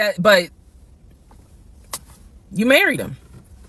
So even though it was just one drive, I went back home, and that's when the discussion was, we need to do marriage counseling. 3, who the fuck did I marry? So we agreed to do marriage counseling. I had found a pastor and his wife who agreed to do our counseling. Basically, our counseling was going to be on Zoom, and it was going to be every other week, every other Tuesday. Initially, Legion was participating in it. His body language seemed to be that he was open and receptive to the marriage counseling. Now, the pastor and his wife were deeply concerned at the fact that we had only been married 3 months, and we were already dealing with some form of infidelity. We were in marriage counseling, and as the pastor would put it, there seems to not be any sort of intimacy. They were concerned. Rightfully so. I think any person would be if they knew what was going on within those 3 months. So the pastor and his wife, it is fair to note, we started counseling with them in the spring. We continued counseling with them up until a week before I found out what I found out, and he got kicked out. So one of the first things that the pastor kind of talked to us about was, what was the deal with the Facebook Messenger stuff? And Legion was like, it was stupid. I shouldn't have done it. It really was just attention, and I got carried away. He felt like he kept saying, I'm not going to keep apologizing. I'm not going to keep getting persecuted. After I told you, I'm sorry, I told you I wouldn't do it again, and I want us to move forward. You're either going to forgive me or you're not. The pastor and his wife were like, wow, the audacity is real on this one. So needless to say, we started moving slowly forward. It was always in the back of my mind, just like it was in the back of my mind with that black Dodge Charger. It was one of those things where, okay, I see how you kind of are moving and operating. He came to me a few days after we started our first counseling session, and he was like, we should get a joint bank account. What he wanted to do was to each one of us have our own account, and to get a joint account for our money to go in there for joint expenses. Now, up until this point, he had been paying the rent, the utilities, and I really was just paying for my stuff. So now he's suggesting, look, we're married now, let's go ahead and get a joint account. I wasn't necessarily against it because I knew that I would still have my own account. I would still have my own savings. So what I countered with was, okay, let's take a look and see what we're working with. Show me your checking. Let's look at each other's accounts. Look at what we have currently. He was cool with that. So he shows me his checking account. His checking account available balance was just over $9,600. Mine was just over $1,500. So there was a huge disparity in the amounts. And so he logged in on the phone and turned it towards me, and I could see available balance just over $9,600. I logged into my savings. I showed him how much I had in savings. He picked up his phone, logged into his Chase savings, turned the phone towards me. In the Chase savings, it was roughly about $15,000. But I also knew that he told me he had a U.S. bank savings and he had an offshore savings. So at this point in time, I asked him, show me the U.S. bank savings, show me the other two accounts. He would not do it. This became a huge bone of contention. He would not show me the two accounts that he claims has the most money in there, the accounts that he claims has money for a house in there, because he still was mentioning, hey, we need to get on this house thing if we're going to move when the lease is up. So I'm just adamant on, why don't you want to show me your savings account? You showed me the Chase one. Like, what is the big deal? And so he kept saying, he was like, there's a lot of money in there. And he was like, and my uncle always taught me, this is not the uncle that died, another uncle. My uncle always told me, you know, just keep your money tight because women can be, I said, women, like, we're married. So go ahead and show it to me. He would not show it to me. So then we went back into marriage counseling, like the next session, and I bring it up. I said, he will not show me these 2 accounts that he claims has the money in there to buy a house. I told our pastor and his wife, I said, I saw the pre-approval letter, so I don't understand why he's not going to show me, to just put me at ease that he has the money in there. I had never questioned it before because, again, you tell me who in their right mind signs their name to a legally binding offer, an all-cash offer on a house, and they just do it willy-nilly. I don't know anyone that does that. So I actually never questioned what was in the savings because I clearly saw him sign his name to a $699,000 all-cash offer on a house. If you don't know what I'm talking about, please go back to the parts in this playlist where I talk about what he did when we were looking for a house. So the pastor and his wife were like, Legion, that's not his name, y'all, that's a nickname. Legion, why would you not show your wife your savings account? Like, what's going on here? And so he made up some bullshit. And I remember the pastor's wife was like, something ain't right. And so at this point, Legion kind of shuts down. He's just like, look, y'all are not going to tell me when and where I open up my accounts to show anybody the money I earned. I earned that money. I earned that money by playing football, blood, sweat, and tears. He went to this whole Denzel Washington monologue about how he earned that money. And no one is going to come in and tell him that he needs to open up the account. So then he starts talking about the ex-wife and how she tried to get money from him in the divorce back when they were in California. So now the pastor and his wife, their red flags are just like, whoa. So much so that the pastor's wife said, and I will never forget this, she said, I don't think you all are going to make it to January. What she was talking about is, I don't think y'all are going to make it a year. And I really, truly was like, we're going to make it. Like, of course we're going to make it. And she was just like, I don't have a good feeling about it. And so Legion's all defensive. He at this point, he's folding his arms and because remember, we're on Zoom. He's folding his arms and he's just like, I'm done with this. Like, I'm not going to get attacked because I'm not comfortable showing you the amount of money that I have. Money changes people. And I'm not comfortable. So he's playing that victim card. And so the pastor and his wife were like, you know, we're still going to help y'all as much as we can. But so he was like, I'm not comfortable. And basically the pastor and his wife were like, look, we'll help y'all as much as we can. But there's some deep issues here. And, you know, this is what they advised us. Had the 2 of you came to us for premarital counseling, we would have told you, do not get married. Y'all should not even be together. That is what the pastor and his wife told us in marriage counseling. If you 2 had come to us for premarital counseling, we would have told you, y'all should not even be together, let alone get married. But here we are. So we will help you guys as much as we can. But the pastor's wife was like, I don't have a good feeling that y'all are going to make it a year. Part 24, who the fuck did I marry? So remember, we're in April. We're now moving towards the end of April. And he still did not show me his savings account. Saw the checking, saw the Chase savings.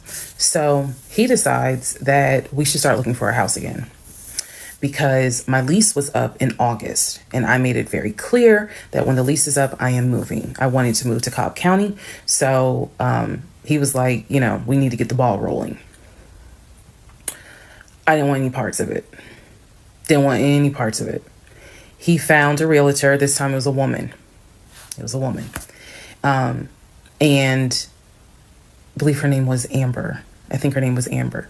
So he found a realtor and he told her what the budget was. Amber started finding houses. So please understand, or you don't really have to understand, but I believed he was a sane, rational human being. sane enough that you would not sign an offer on a home if you didn't have the money. That's what I believed. So when we started working with Amber, I believe showed us 3 or 4 houses. It was not nearly as many as the other realtor, Scott. So one of the houses, absolutely loved. Ugh, I love the house. I really wanted to put in an offer on that house, and I'm going to post it on the screen. The house, love that house. It was just absolutely beautiful. And once again, he wanted to put in an all cash offer on the house. But before he could put in he had told Amber, I want to put in an all cash offer. And what Amber, the woman, was smart enough to say is, okay, let's just go ahead and take it one step at a time. Let's go ahead and get your pre-approval stuff together. She said, I work with a great lender who, if you're not already pre-approved, he can get you pre-approved, no issues. And then if you want to do an all cash offer, then we'll go ahead and get the proof of funds together. So that way we can submit it all with your offer. Jesus. Y'all already know what happened, because you remember what happened on the last house with Scott. Basically, Legion was like, well, I can get you whatever you need. That's fine. But I really don't want to submit proof of funds unless they accept the offer. Amber, and I don't know where she is. I don't even know if she'll ever see this video. Anyway, let me keep going and I'll explain why that woman has a special place in my heart. So Amber was like, I totally understand. But this is how we're going to do it. I'm going to need that paperwork. Okay. And we'll submit it with your offer. She just simply was like, yeah, this is how we're going to do it. And so he did not submit the paperwork when she had asked him to. And I remember I was driving to work and I stopped at the Quick Trip on Upper Riverdale Road in Riverdale, Georgia. And Amber had called me. It was in the morning. She had called me. And I believe with all my heart that Amber knew something was up, but she also knew I did not know what was up. So she called me and she was like, I just don't understand. Like, if he has the paperwork, like, you can submit the paperwork. But the issue was the Chase paperwork that I had was from a year prior. So my understanding was that it pretty much was no good at this point. So she said, all he has to do is just email it to me or take a picture of. She was like, I just need to know that he's able to back up his offer. And I said, I totally get it. And she was explaining some stuff to me. She was like, he needs to do X, Y, and Z. And so I said to her, I remember I said, I don't know what's going on. I said, I'm going to get down to the bottom of it, but I don't know what's going on. And so let's put a pause on this whole thing. Let's put a pause on looking at houses. Let's put a pause on getting his pre-approval letter, because I'm not sure what's going on. And she got quiet and she said, okay. I said, and I know this sounds weird. And she said, no. She said, that is actually very smart. She said, do your research. And if I can be of assistance, call me. She said, whether you buy a house with him or you buy a house on your own, I will be more than happy to represent you. I don't know where Amber is today, but that one sentence, I felt like just woman to woman, she was basically telling me something ain't right. Baby, something ain't right. And now you need to open your eyes. I'll be more than happy to work with you. If y'all get your shit together, I'll work with both of you. But whether you buy a house or not, do your research and then let me know what I can do. That was our conversation at the Quick Trip on Upper Riverdale Road. So I got off the phone. That was the last time that we worked with any sort of realtor. That was the last time that we looked at any sort of house.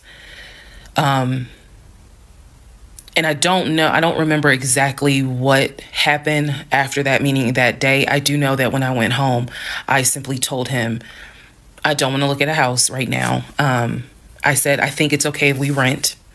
We'll just find a house in Cobb County and just rent for a year. And let's build, save some more money. Let's not worry about buying a house right now. And basically what I was trying to do was save face, because that was the first time with Amber that I actually was embarrassed at the fact that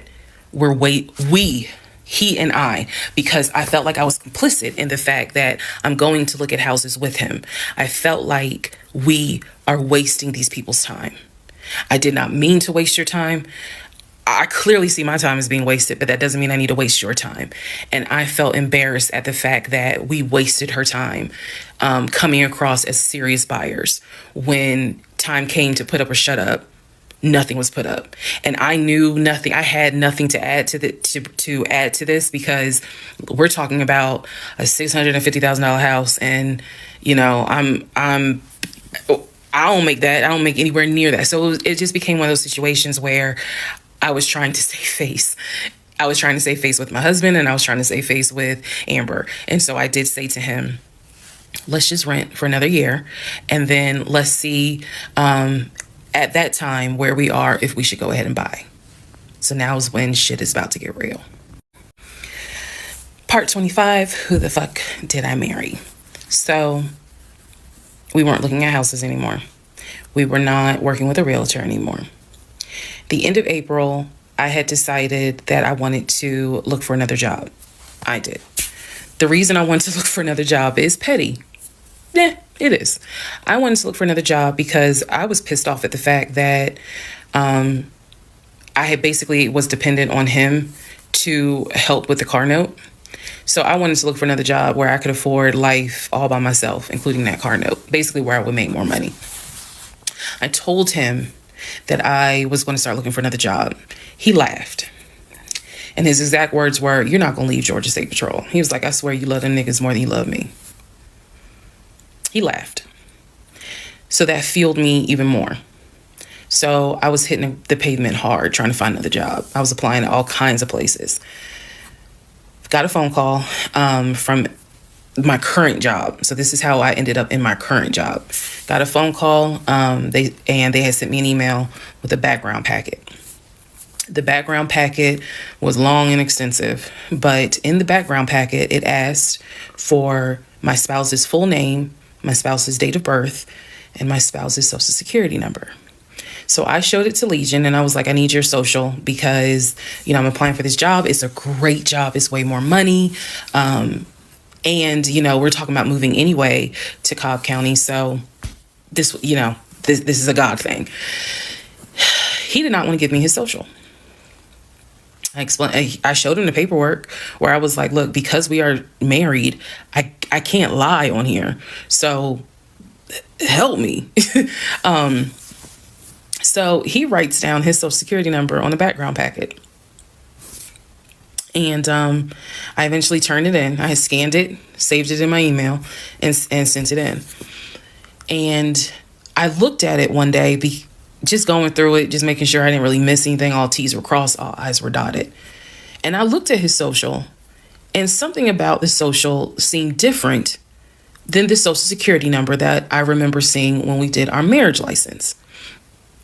And so for those who you remember in the previous part, I said I had ran his social security number from the marriage license. Nothing came back. So I thought that I had written it down wrong. Basically, what it is that the first three numbers were different on the background packet than what was on the marriage license. If you don't know this, here's a little trivia. Your social security number, the first three numbers pretty much are dictated by the state you were born in and the state that issued your birth certificate. So he was born in Pennsylvania. So the first three numbers of his social security number should be attributed to Pennsylvania. Pennsylvania, they probably got like 5-6 different numbers, 3-digit numbers that your social security number can start with.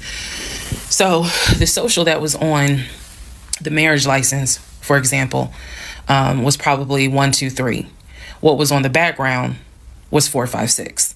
Both of those Social Security 3-digit prefixes are issued through the state of Pennsylvania. Again, this is an example so I can make it clear. So when I saw his social on my background, I immediately knew that was a different social than what I saw on the marriage license. And when I compared, because I had found a copy of the marriage license that we turned in because I had filled it out on the computer. So sure enough, the first 3 numbers were different. The rest of the numbers were the same. So one of two things: either when I ran his background, I did in fact put in the wrong number, or the number on the marriage certificate or the background packet is wrong. So I decided that I was going to roll the dice and take the social from the background packet. Again, this is the background packet that I had to fill out to get my current job. I was trying to get a new job. Okay, so I took that social and I ran a background check on it. What came back on this particular background was all the addresses that the Social Security number, I guess, had been attached to. So all of the addresses, the states were Georgia, Rhode Island, Pennsylvania. What I did not see was California. So I thought that was weird. I thought, okay, maybe this is not a complete background because clearly he went to San Diego State. It's on his resume. It's on quite a few things. Social media. He didn't have a LinkedIn, but it was on his social media. So clearly he had been to California. So maybe I just need to do a different background check. Also to note, during this time, I think I told you guys he had hit his leg at work. So what was happening was it was getting more and more difficult for him to walk, like put pressure on that leg, on that knee. He was still able to go to work. He was still leaving at 6:15 in the morning. He was still coming back between 3:30 and 4 o'clock. But I clearly could see where he was in pain. He would elevate the knee, ice the knee. It was getting worse. And I was constantly like, go to the doctor. Let me take you to urgent care so that they can look at this knee, because you shouldn't still be limping and having a hard time putting weight on that knee. And every single time he was like, oh, it's fine. I have a doctor's appointment on Wednesday. The doctor just told me to ice it and to elevate it. This is an old football injury. It happens all the time. It used to happen a lot when I was out in California. So I'm mentioning this knee issue for a reason. But back to the background. So once again, when I ran the background the second time with the second social, it showed me states of Georgia, Pennsylvania, and Rhode Island. And that's all that I saw in terms of addresses. I didn't see anything for California. So by this point, we're moving into May of 2021. Things are starting to reopen. One of the things that reopened was San Diego State. So I called San Diego State. I called the registrar's office. Someone did answer. And there was instructions on how to request a transcript. I was able to try to request it online. You needed the student's name, and I believe you also need their social. And when I typed it in, it said no results found. I believe that I sent an email asking, this person is saying that they were a student there. Can you verify it? The response I got was there were no records found with that Social Security number. So I'm like, okay. I asked him about it. And in part 26, I'll tell you exactly what his response was. Part 26, who the fuck did I marry? So I asked Legion, what's the deal about San Diego State? He was like, what are you talking about?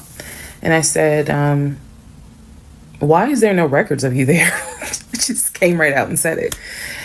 Without missing a beat, this man said, well, I was a private citizen. What the fuck does that mean?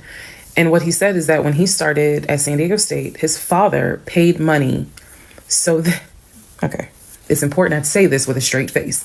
His father paid money so that his name and social would not be publicized, and he would be considered a private citizen.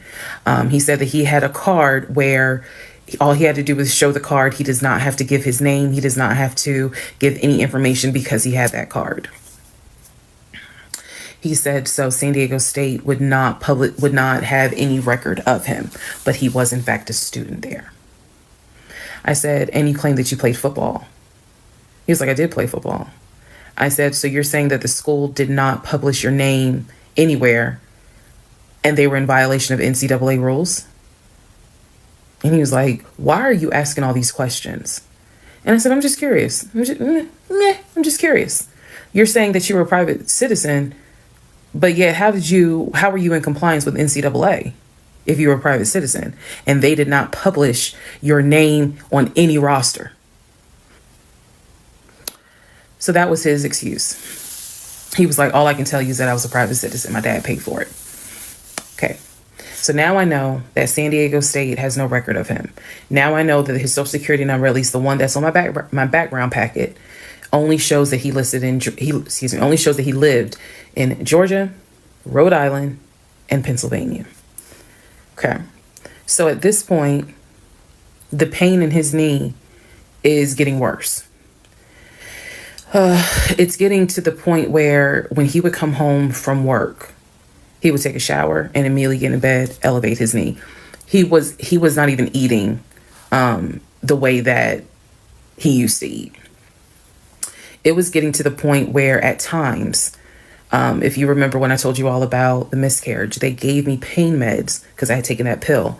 But the pain meds I was allergic to, so I couldn't take them, but I still had them. So the pain in his knee was getting to the point where he would take one of those pain meds just to get through the night.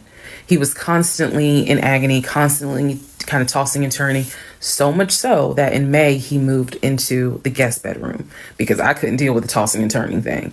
And he just said he was more comfortable there. So what at first was I hit my knee at work turned into, no, it was an old football injury. This has happened before. Turned into, it's painful for me to walk on it. Turned into, it's actually hard for me to work on it. But he was still going to work at 6:15 every morning and coming home between 3:30 and 4. So it is, again, I'm just giving you guys the chronological order of how all this happened. So at this point, we're not looking for a house. I still have not seen the 2 savings account. I'm pretty sure there's no money in those savings accounts. But again, he was going to put in an all cash offer with Amber, the realtor. So I really didn't know what to believe, but I believed what I saw, which is I saw that background is not showing where he went to California.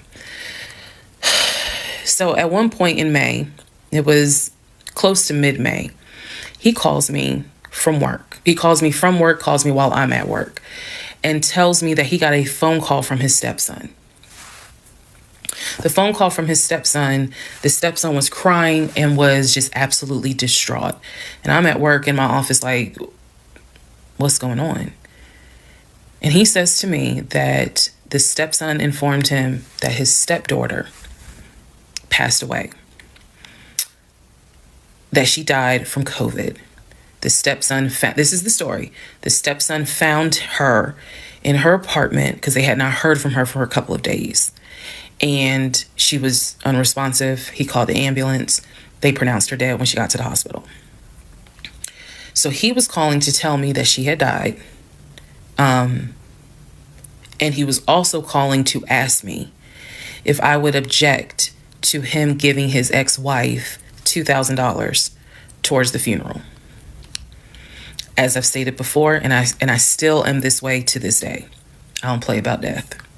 So when he told me that she died, I immediately went into all right, I'm sorry to hear that. Whatever we can do to help, let's help. Because surely nobody would make that up. So he was like, are you okay with that? He was like, we're married, and the agreement was that anything over $500 would be a discussion. So 2,000 definitely. And I said, yeah. I said, that's totally fine. I'm fine with that. He was upset because, again, he was close with the kids, and my heart went out to his ex-wife. It did, because I can't even imagine. I cannot even imagine. So part 27, who the fuck did I marry? So here's where we are at, and here's what we can establish. Number one, I ran an initial background check on the Social Security number that was on our marriage license. Nothing came back. I subsequently applied for another job. In that job, I had to fill out a background packet. The background packet asked for my spouse's name, date of birth, and his Social Security number. The Social Security number on the background packet for the new job did not match the Social Security number that he gave me for our marriage license. If you are confused, I believe it's in part 25 or part 26 that I explain that. So we can establish that I then ran a background check on the new Social Security number that was on my background packet. It came back with states that the Social Security number apparently had lived in. Those states were Georgia, Pennsylvania, Rhode Island. Okay. I decided, this is now around May 20th, I decided to do another background check. And I paid to do another background check. This time, I did it with a different company, and not only did it give me the addresses, not only did it give me the states, it gave me addresses, and it also gave me names of people who were like associated with Legion and that address. One of those names was his ex-wife. I've always known, he's always told me the name of the ex-wife, but now I see it when I ran his background. I did a search for her on social media. She was not there. So the address that it showed that she was associated with him, because remember, his story is we got married in San Diego, we lived in San Diego, we divorced in San Diego. Men lie, women lie. The U.S. federal government with your Social Security number does not. So he's saying he was always in California. His Social Security number never showed that he was in California, according to the background check. It did show that he had lived in Georgia at an address associated with the ex-wife. So tried to find the ex-wife, could not find her on social media. So I looked in the metro counties to protect her identity. This, I am going to not divulge a lot on this part. I looked in the metro counties in the open record courts. So typically, you can look in like Superior Court or Magistrate Court or Probate Court. So I looked in open records for the different counties, metro Atlanta counties. Let me be clear, metro Atlanta counties. And I looked under her name, and I found where they had filed for divorce in a metro Atlanta county. So when he said that he filed for divorce in San Diego and that he was married in San Diego, I was able to find, no, according to the state of Georgia, you were married here. You were divorced here. So I looked under her name, found a record for divorce, and it did show his name. So now I clearly see on my computer that there is a metro Atlanta County Court that has a divorce record in the state of Georgia between him and his ex-wife. So I did what any rational person would do, because this is still kind of COVID time. Well, not really. It had nothing to do with COVID. Let me take that back. Because of the parameters of the court, you can only do the open records request in person. I did what anybody would do. I told my boss I had to go. I grabbed my purse, grabbed my keys, and I drove to the court to do the open records request in person. The open records request was for the divorce documents. Go back in the series, and remember, I did a background on the ex-wife. I told you all exactly what was told to me. He met her in California. He married her in California. He divorced her in California because she cheated on him. He filed for divorce. She tried to get spousal support. It was going to be a little ugly. He was helping her with the kids. That was the story that was told to me. So, went to the court, filled out the paperwork, got the open records request for the divorce decree, for the divorce records. First thing I see, he didn't file, she did. Second thing I see, they didn't make it more than 6 months. I see the date of marriage. I see the date of dissolution, 6 months. Third thing I see, he was served in Metro Atlanta, which means that at the time of the divorce, he was living in Metro Atlanta. California was never mentioned. Fourth thing I see, he filed what is called a pauper affidavit.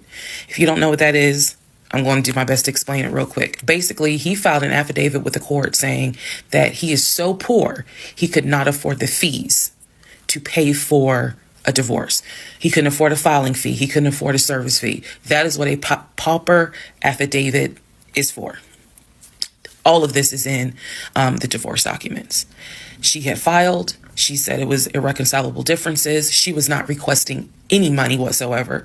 And both of them had signed a pauper affidavit. He was served in Georgia at his previous employment. According to the divorce documents, he was served at like a grocery store. That is what was listed as his employer. And it had a date of when he was served. So I see all of this in one day. I also see where on the divorce documents, she listed her name, her address, and her phone number. So I did what any rational person would do. I wrote down the phone number. There was a 50-50 chance that the number was already disconnected. She could be like me. I'm one of those people. Honey, you can sneeze at a 27-degree angle. I will change my number so quick, you ain't even know what hit you. You can talk to me at 5 o'clock, and at 5:05, my number has been changed. So she could have been like me, and the number is not even active. Or she could be like some people I know who have kept their number since kindergarten. Either way, I wrote the number down. I left the court, and I immediately went back to work. And the same friend who helped me when I had my miscarriage, I told her, I was like, I got this phone number. This is the ex-wife. She was like, girl, you better call. You better call and find out from her. Because I think she said to me, can't nobody tell you what is going on quite like the ex-wife. So, part 28 is the phone call that I had with the ex-wife. Part 28 of Who the Fuck Did I Marry? So I had the phone number, went back to work. My really good friend was like, you better call her. You can use my phone, but call her. So I called her. She answered. Let me use aliases. And the conversation went like this. May I please speak with Barbara? This is Barbara. Barbara, this is Shirley. Shirley who? This is Shirley Jones. I am the wife of Legion. Silence. Then she starts laughing. And she said to me, and I quote, if you were calling me, then I know it's bad. I chuckle. And I said to her, I'm not trying to bother you. I'm not trying to disrupt your life. I said, I'm literally coming to you on some woman-to-woman shit. I said, because you are probably the only person who can help. She listened. She was gracious. And she said, what is it that you need to know? Or what is it that you want to know? And I said, I understand that you and my husband talk and communicate. And she immediately said, what? No, we don't. And I said, okay. She said, one thing you need to know about Legion. She said, whatever he tells you, it is a lie. And she said, again, let's go back to part 1. I told you guys that when he introduced himself or when we met, we actually had matched on 2 different sites. And he was under 2 different names. One was like the actual birth name. The other one was a nickname variation of that name. That's the name I know him by. So for example, if his name was Matthew, he had a profile under Matthew, and then he had a profile under Matt. I would have known him as Matt. So she said to me, she was like, I don't even know who Matt is. She was like, that's not even his name. And so I knew what his actual government name is. She was like, no one calls him Matt. She was like, that must be his new personality. Or she was cracking a joke, but she was like, anything he tells you, you need to know is a lie. So I just asked her, I said, what was your experience? I said, because I can tell you the story he told me. And she stopped me right there. She said, whatever he told you was a lie. She said, let me guess. He told you I cheated on him. Let me guess. He told you that I wanted money from him. And I said, yeah. And she said, yeah, that's a complete lie. So we had a conversation where she told me how they met. They didn't meet online or anything. I said, well, were you guys ever in California? She said, no. She's like, she was like, that man ain't never been front past the East Coast. So I said, okay. So you guys have always been in Georgia? And she said, yeah. She's like, we got married in Georgia and we got divorced in Georgia. And that's when she asked me, how did you even get my number? She said, because I want nothing to do with him. So how did you get my number? I said, I'm gonna tell you the truth. It ain't gonna make me look good. I told her, I said, this is what happened. And this is what led to me doing research. And this is how I got your number. And she laughed. She was like, wow.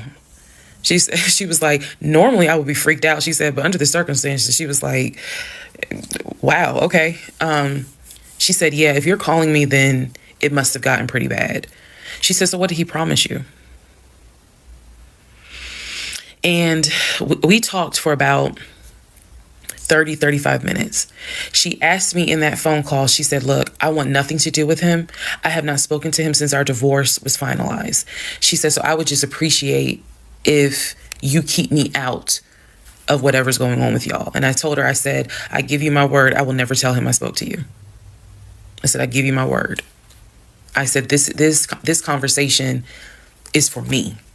It is not for me to use in any sort of legal litigation, nothing. This is for me. And I said, I don't plan to call you again. I don't plan to be a disruption in your life. I just needed to know, how bad is it?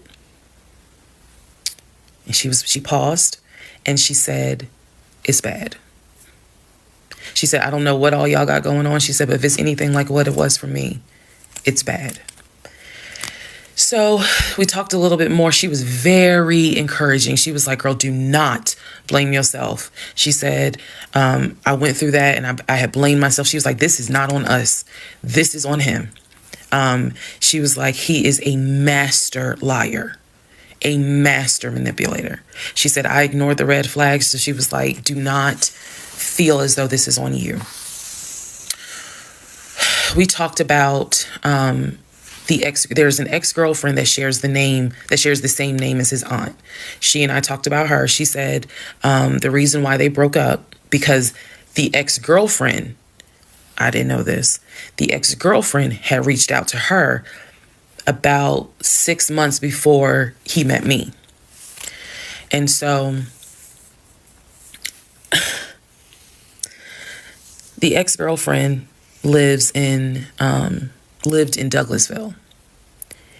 On Legion's driver's license, he had a Georgia driver's license with a Douglasville address. What he told me was that it was the address that his sister, because remember I told y'all his sister Shantae lives in Douglasville. She's a nurse, married with 2 kids.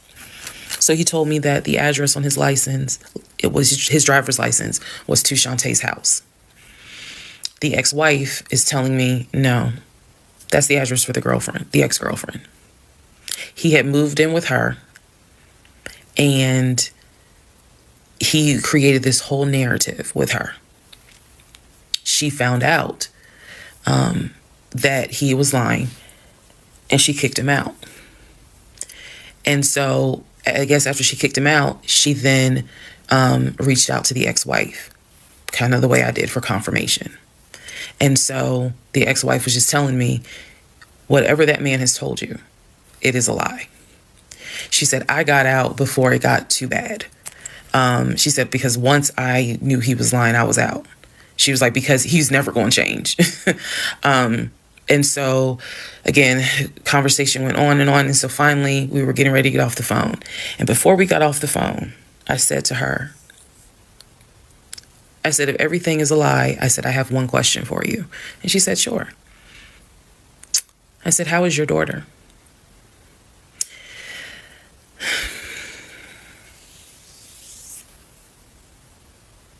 I said, how is your daughter? Next part coming up. Part 29, who the fuck did I marry? So I asked her, how was your daughter? She said, my daughter's fine. And I said, okay. She said, what did he say about my daughter? And I will be honest with y'all, I didn't have the heart to tell her. So what I said instead was, oh, no, it was, with everything with COVID, I think he mentioned that she might have had COVID or was exposed to it. I downplayed it bad. I wasn't going to tell that woman that he said her daughter passed away. So I said, obviously I'm glad to hear that kids are fine. She said, look, whether you stay with him or not, it's your choice. She said, he ain't going to change. He ain't going to change at all. She said, this is what he does. She said, you're not the first. You're not going to be the last. She said, he did it to me. She was very, very encouraging because she was just like, you do not blame yourself. She said, we both ignored red flags, but it is not your fault. She said, this is on him. And so we, once again, I thanked her for her time, got off the phone. I took the long way home that night. I could not be around him. I could not be around him. I had to figure something out. I had to figure some things out. So I took the long way home. What does that mean? It means that I probably could have taken 75 to 285, but I probably took 20 to 75 to 285 to 675 kind of thing. Like I just took the long way home. A couple of days later, because my mind was spinning. A couple of days later, at this point, I'm turning into the FBI, CIA, and Homeland Security all in one. Literally. I'm trying to find everything. And he's carrying on his business as usual. Nothing changed with him. He had no idea that I had spoken to the ex-wife. He had no idea I had gone to the court and saw his divorce documents. He had no idea. So a couple of days later, I decided to look up his mother's obituary. Look up the mother's obituary. And down at the bottom where it talks about, she's preceded in death by, and it lists all the people, the family members that died before. And then it says, leaving behind to cherish her memory. It lists the husband, her husband, excuse me. Let me start over. It lists her husband, which is Legion's dad. It lists Legion's brother that lives in Philly and his wife. Because again, this is she passed away in 2015. So it lists Legion, the brother in Philly, and his wife and daughter, her granddaughter. It lists Legion and his wife, I think it was like Latoya or something. It did not list the ex-wife I just spoke to. And it clearly said Legion, his wife, Latoya. Then it listed the brother in Nashville, his wife, Jane, or whatever. So I'm thinking to myself, there's two things I was thinking immediately. Number one, who is Latoya? Never heard that name before. So I was thinking, who is Latoya? And then number two, where are the two sisters? Shantae and Kim. Shantae lives in Douglasville, married with 2 kids. Kim lives in Augusta, and I believe he told me she worked at like Procter & Gamble. So why aren't they listed on here? Because apparently, go back to the video. I posted it on there. I gave y'all background on the family. He apparently was one of 5 through both parents. Brother in Philly, older brother, younger brother in Nashville, an older sister in Douglasville, and a baby sister in Augusta. So why is it on his mother's obituary there's only three children named? Where are the 2 sisters? So I'm even more like, what in the hell is going on? And then I started thinking to myself, why wouldn't they list Shantae? Like, they talk all the time, so I know that they're close because he talks to Shantae all the time. So I really was confused. Again, keep in mind, I'm trying to give y'all insight into how I was thinking May of 2021, because I still didn't find out a lot of stuff at that time. I found out enough to figure out, okay, it's not a question of if he's lying. That was over. It's not a question of if he's lying. The question now is becoming, what else is he lying about? So we had the phone call with the ex-wife. Now I see an obituary that apparently there's another wife.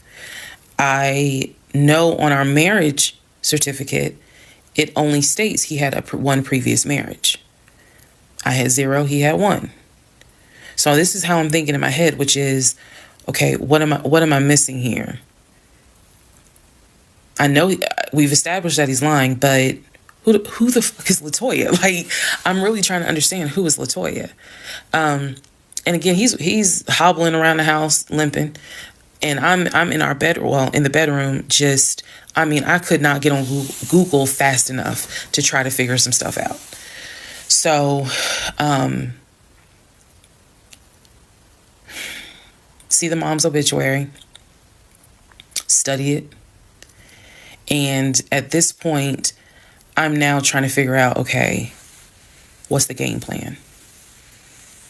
What is the game plan? And that's where we are about to get into the next part.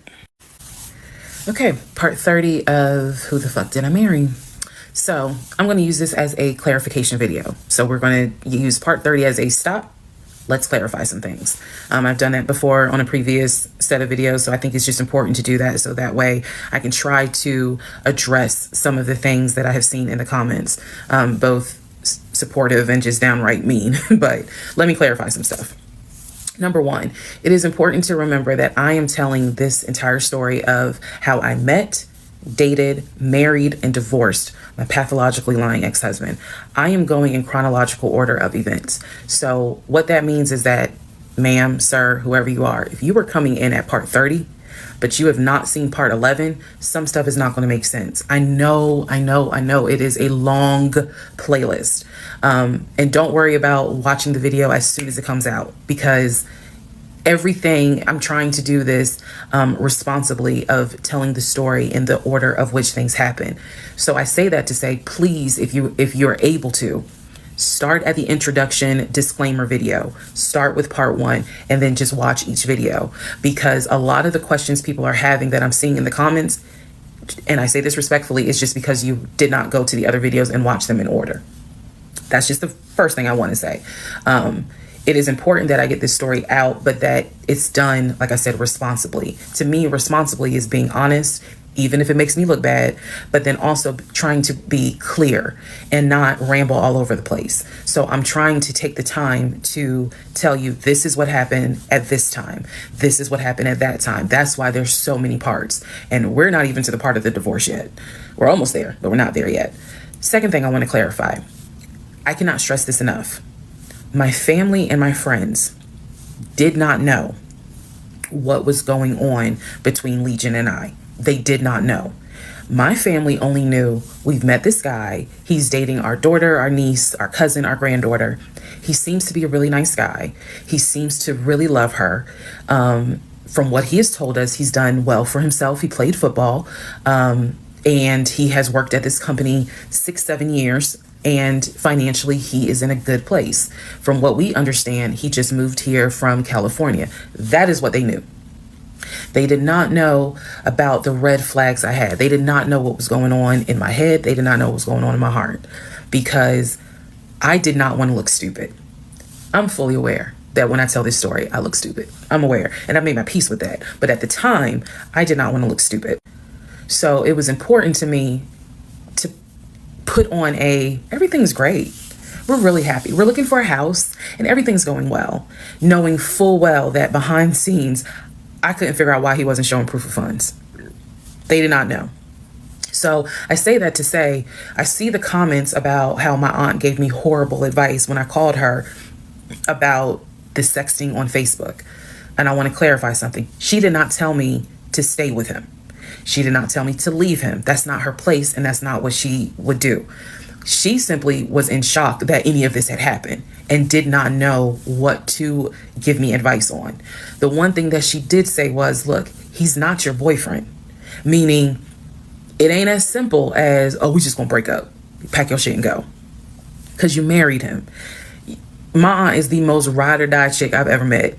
You fuck with me, you fuck with her. And she is straight Jersey. So I love her for it. But I need it to, it's not fair for me to leave it out there as if, oh, she just was like, I mean, go home and deal with it. No, never in a million years. So I want to clarify that. I also want to clarify about my mom. So my mom lives in Arkansas. And when she came to visit in April, we were already married. This is her first time physically meeting Legion. My mom will tell you she had no idea anything was amiss, but there was something that nagged her a little bit. She didn't know what it was. And my mom is the type where she's going to get on her knees in prayer. That's who she is.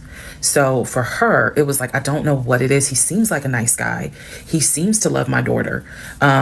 Because again, there was no arguing in the house. The house was peaceful while she was here, even though behind the scenes, we had just came off of the whole sexting incident with other women. So for her, it was like, I don't know what it is. She did tell me later on that it seemed as if I wasn't as happy as she thought I would have been. But again, she took it to the Lord in prayer. And her prayer was, God, protect my child. I don't know what's going on, but protect her. That was my mom's response. So she did not know, she did not pick up or overhear something that was going on while she was here. She had a candid conversation with Legion, and Legion kind of came across as, I miss my mom. He missed his own mother. And so he called my mom, and doted on her, again, putting on a charade. And so for her, it was like, bless his heart. That's what she said. Bless his heart. But no, she did not know the specifics. Nobody knew the specifics. They didn't know the specifics until we're talking May, June of 2021. They knew that we were looking for a house. They knew that the house fell through. They did not know about the proof of funds. They did not know that he wouldn't show me the savings account, the offshore account. So I just want to say that because to me, it would be irresponsible to not clarify what family and friends knew, because these people have always been supportive of me, always had my back. I just simply did not share with them the things that I felt like were red flags, because again, my mindset at the time was, I want to be married, and what if he isn't lying? And, I was making excuses for him to myself. So I definitely would have made excuses to family. Another thing I need to clarify. And I saw the comments on this about how a VP would never date someone that looked like me. And to the person that wrote it, that wasn't very nice. I need you all to understand the relationship started in March of 2020. He came into my life as regional manager. Okay. That is how he came into my life. Then eventually he got promoted to VP of production or operations, some VP of something. That was later on in the relationship. He showed me the paperwork where it was basically a memo from HR. Your new position title will be VP of production. We'll just say production. Your salary, I don't remember the exact amount because it was a very specific amount, but it was over $200,000. It listed some of the benefits that he would have. He would have an office. He would be getting an executive assistant. That's where we get David from. If you don't know who David is, please go back and watch the series in order. He would be getting an executive assistant. He would be getting use of the company helicopter. He would be getting a company car. That is where we're introduced to the fact that he was starting to shop for a company car that could not be more than $90,000. That's what he told me. I didn't see this in the memo, the amount of the car, but that's what he told me. So that's where you get the car shopping for the Range Rover, the Jaguar, the BMW. He even test drove a Mercedes GLE, I believe. So I'm just trying to, again, bring some clarity to this so that way we all can understand what's going on. And hopefully this just makes a lot more sense for everyone. All right. Part 31.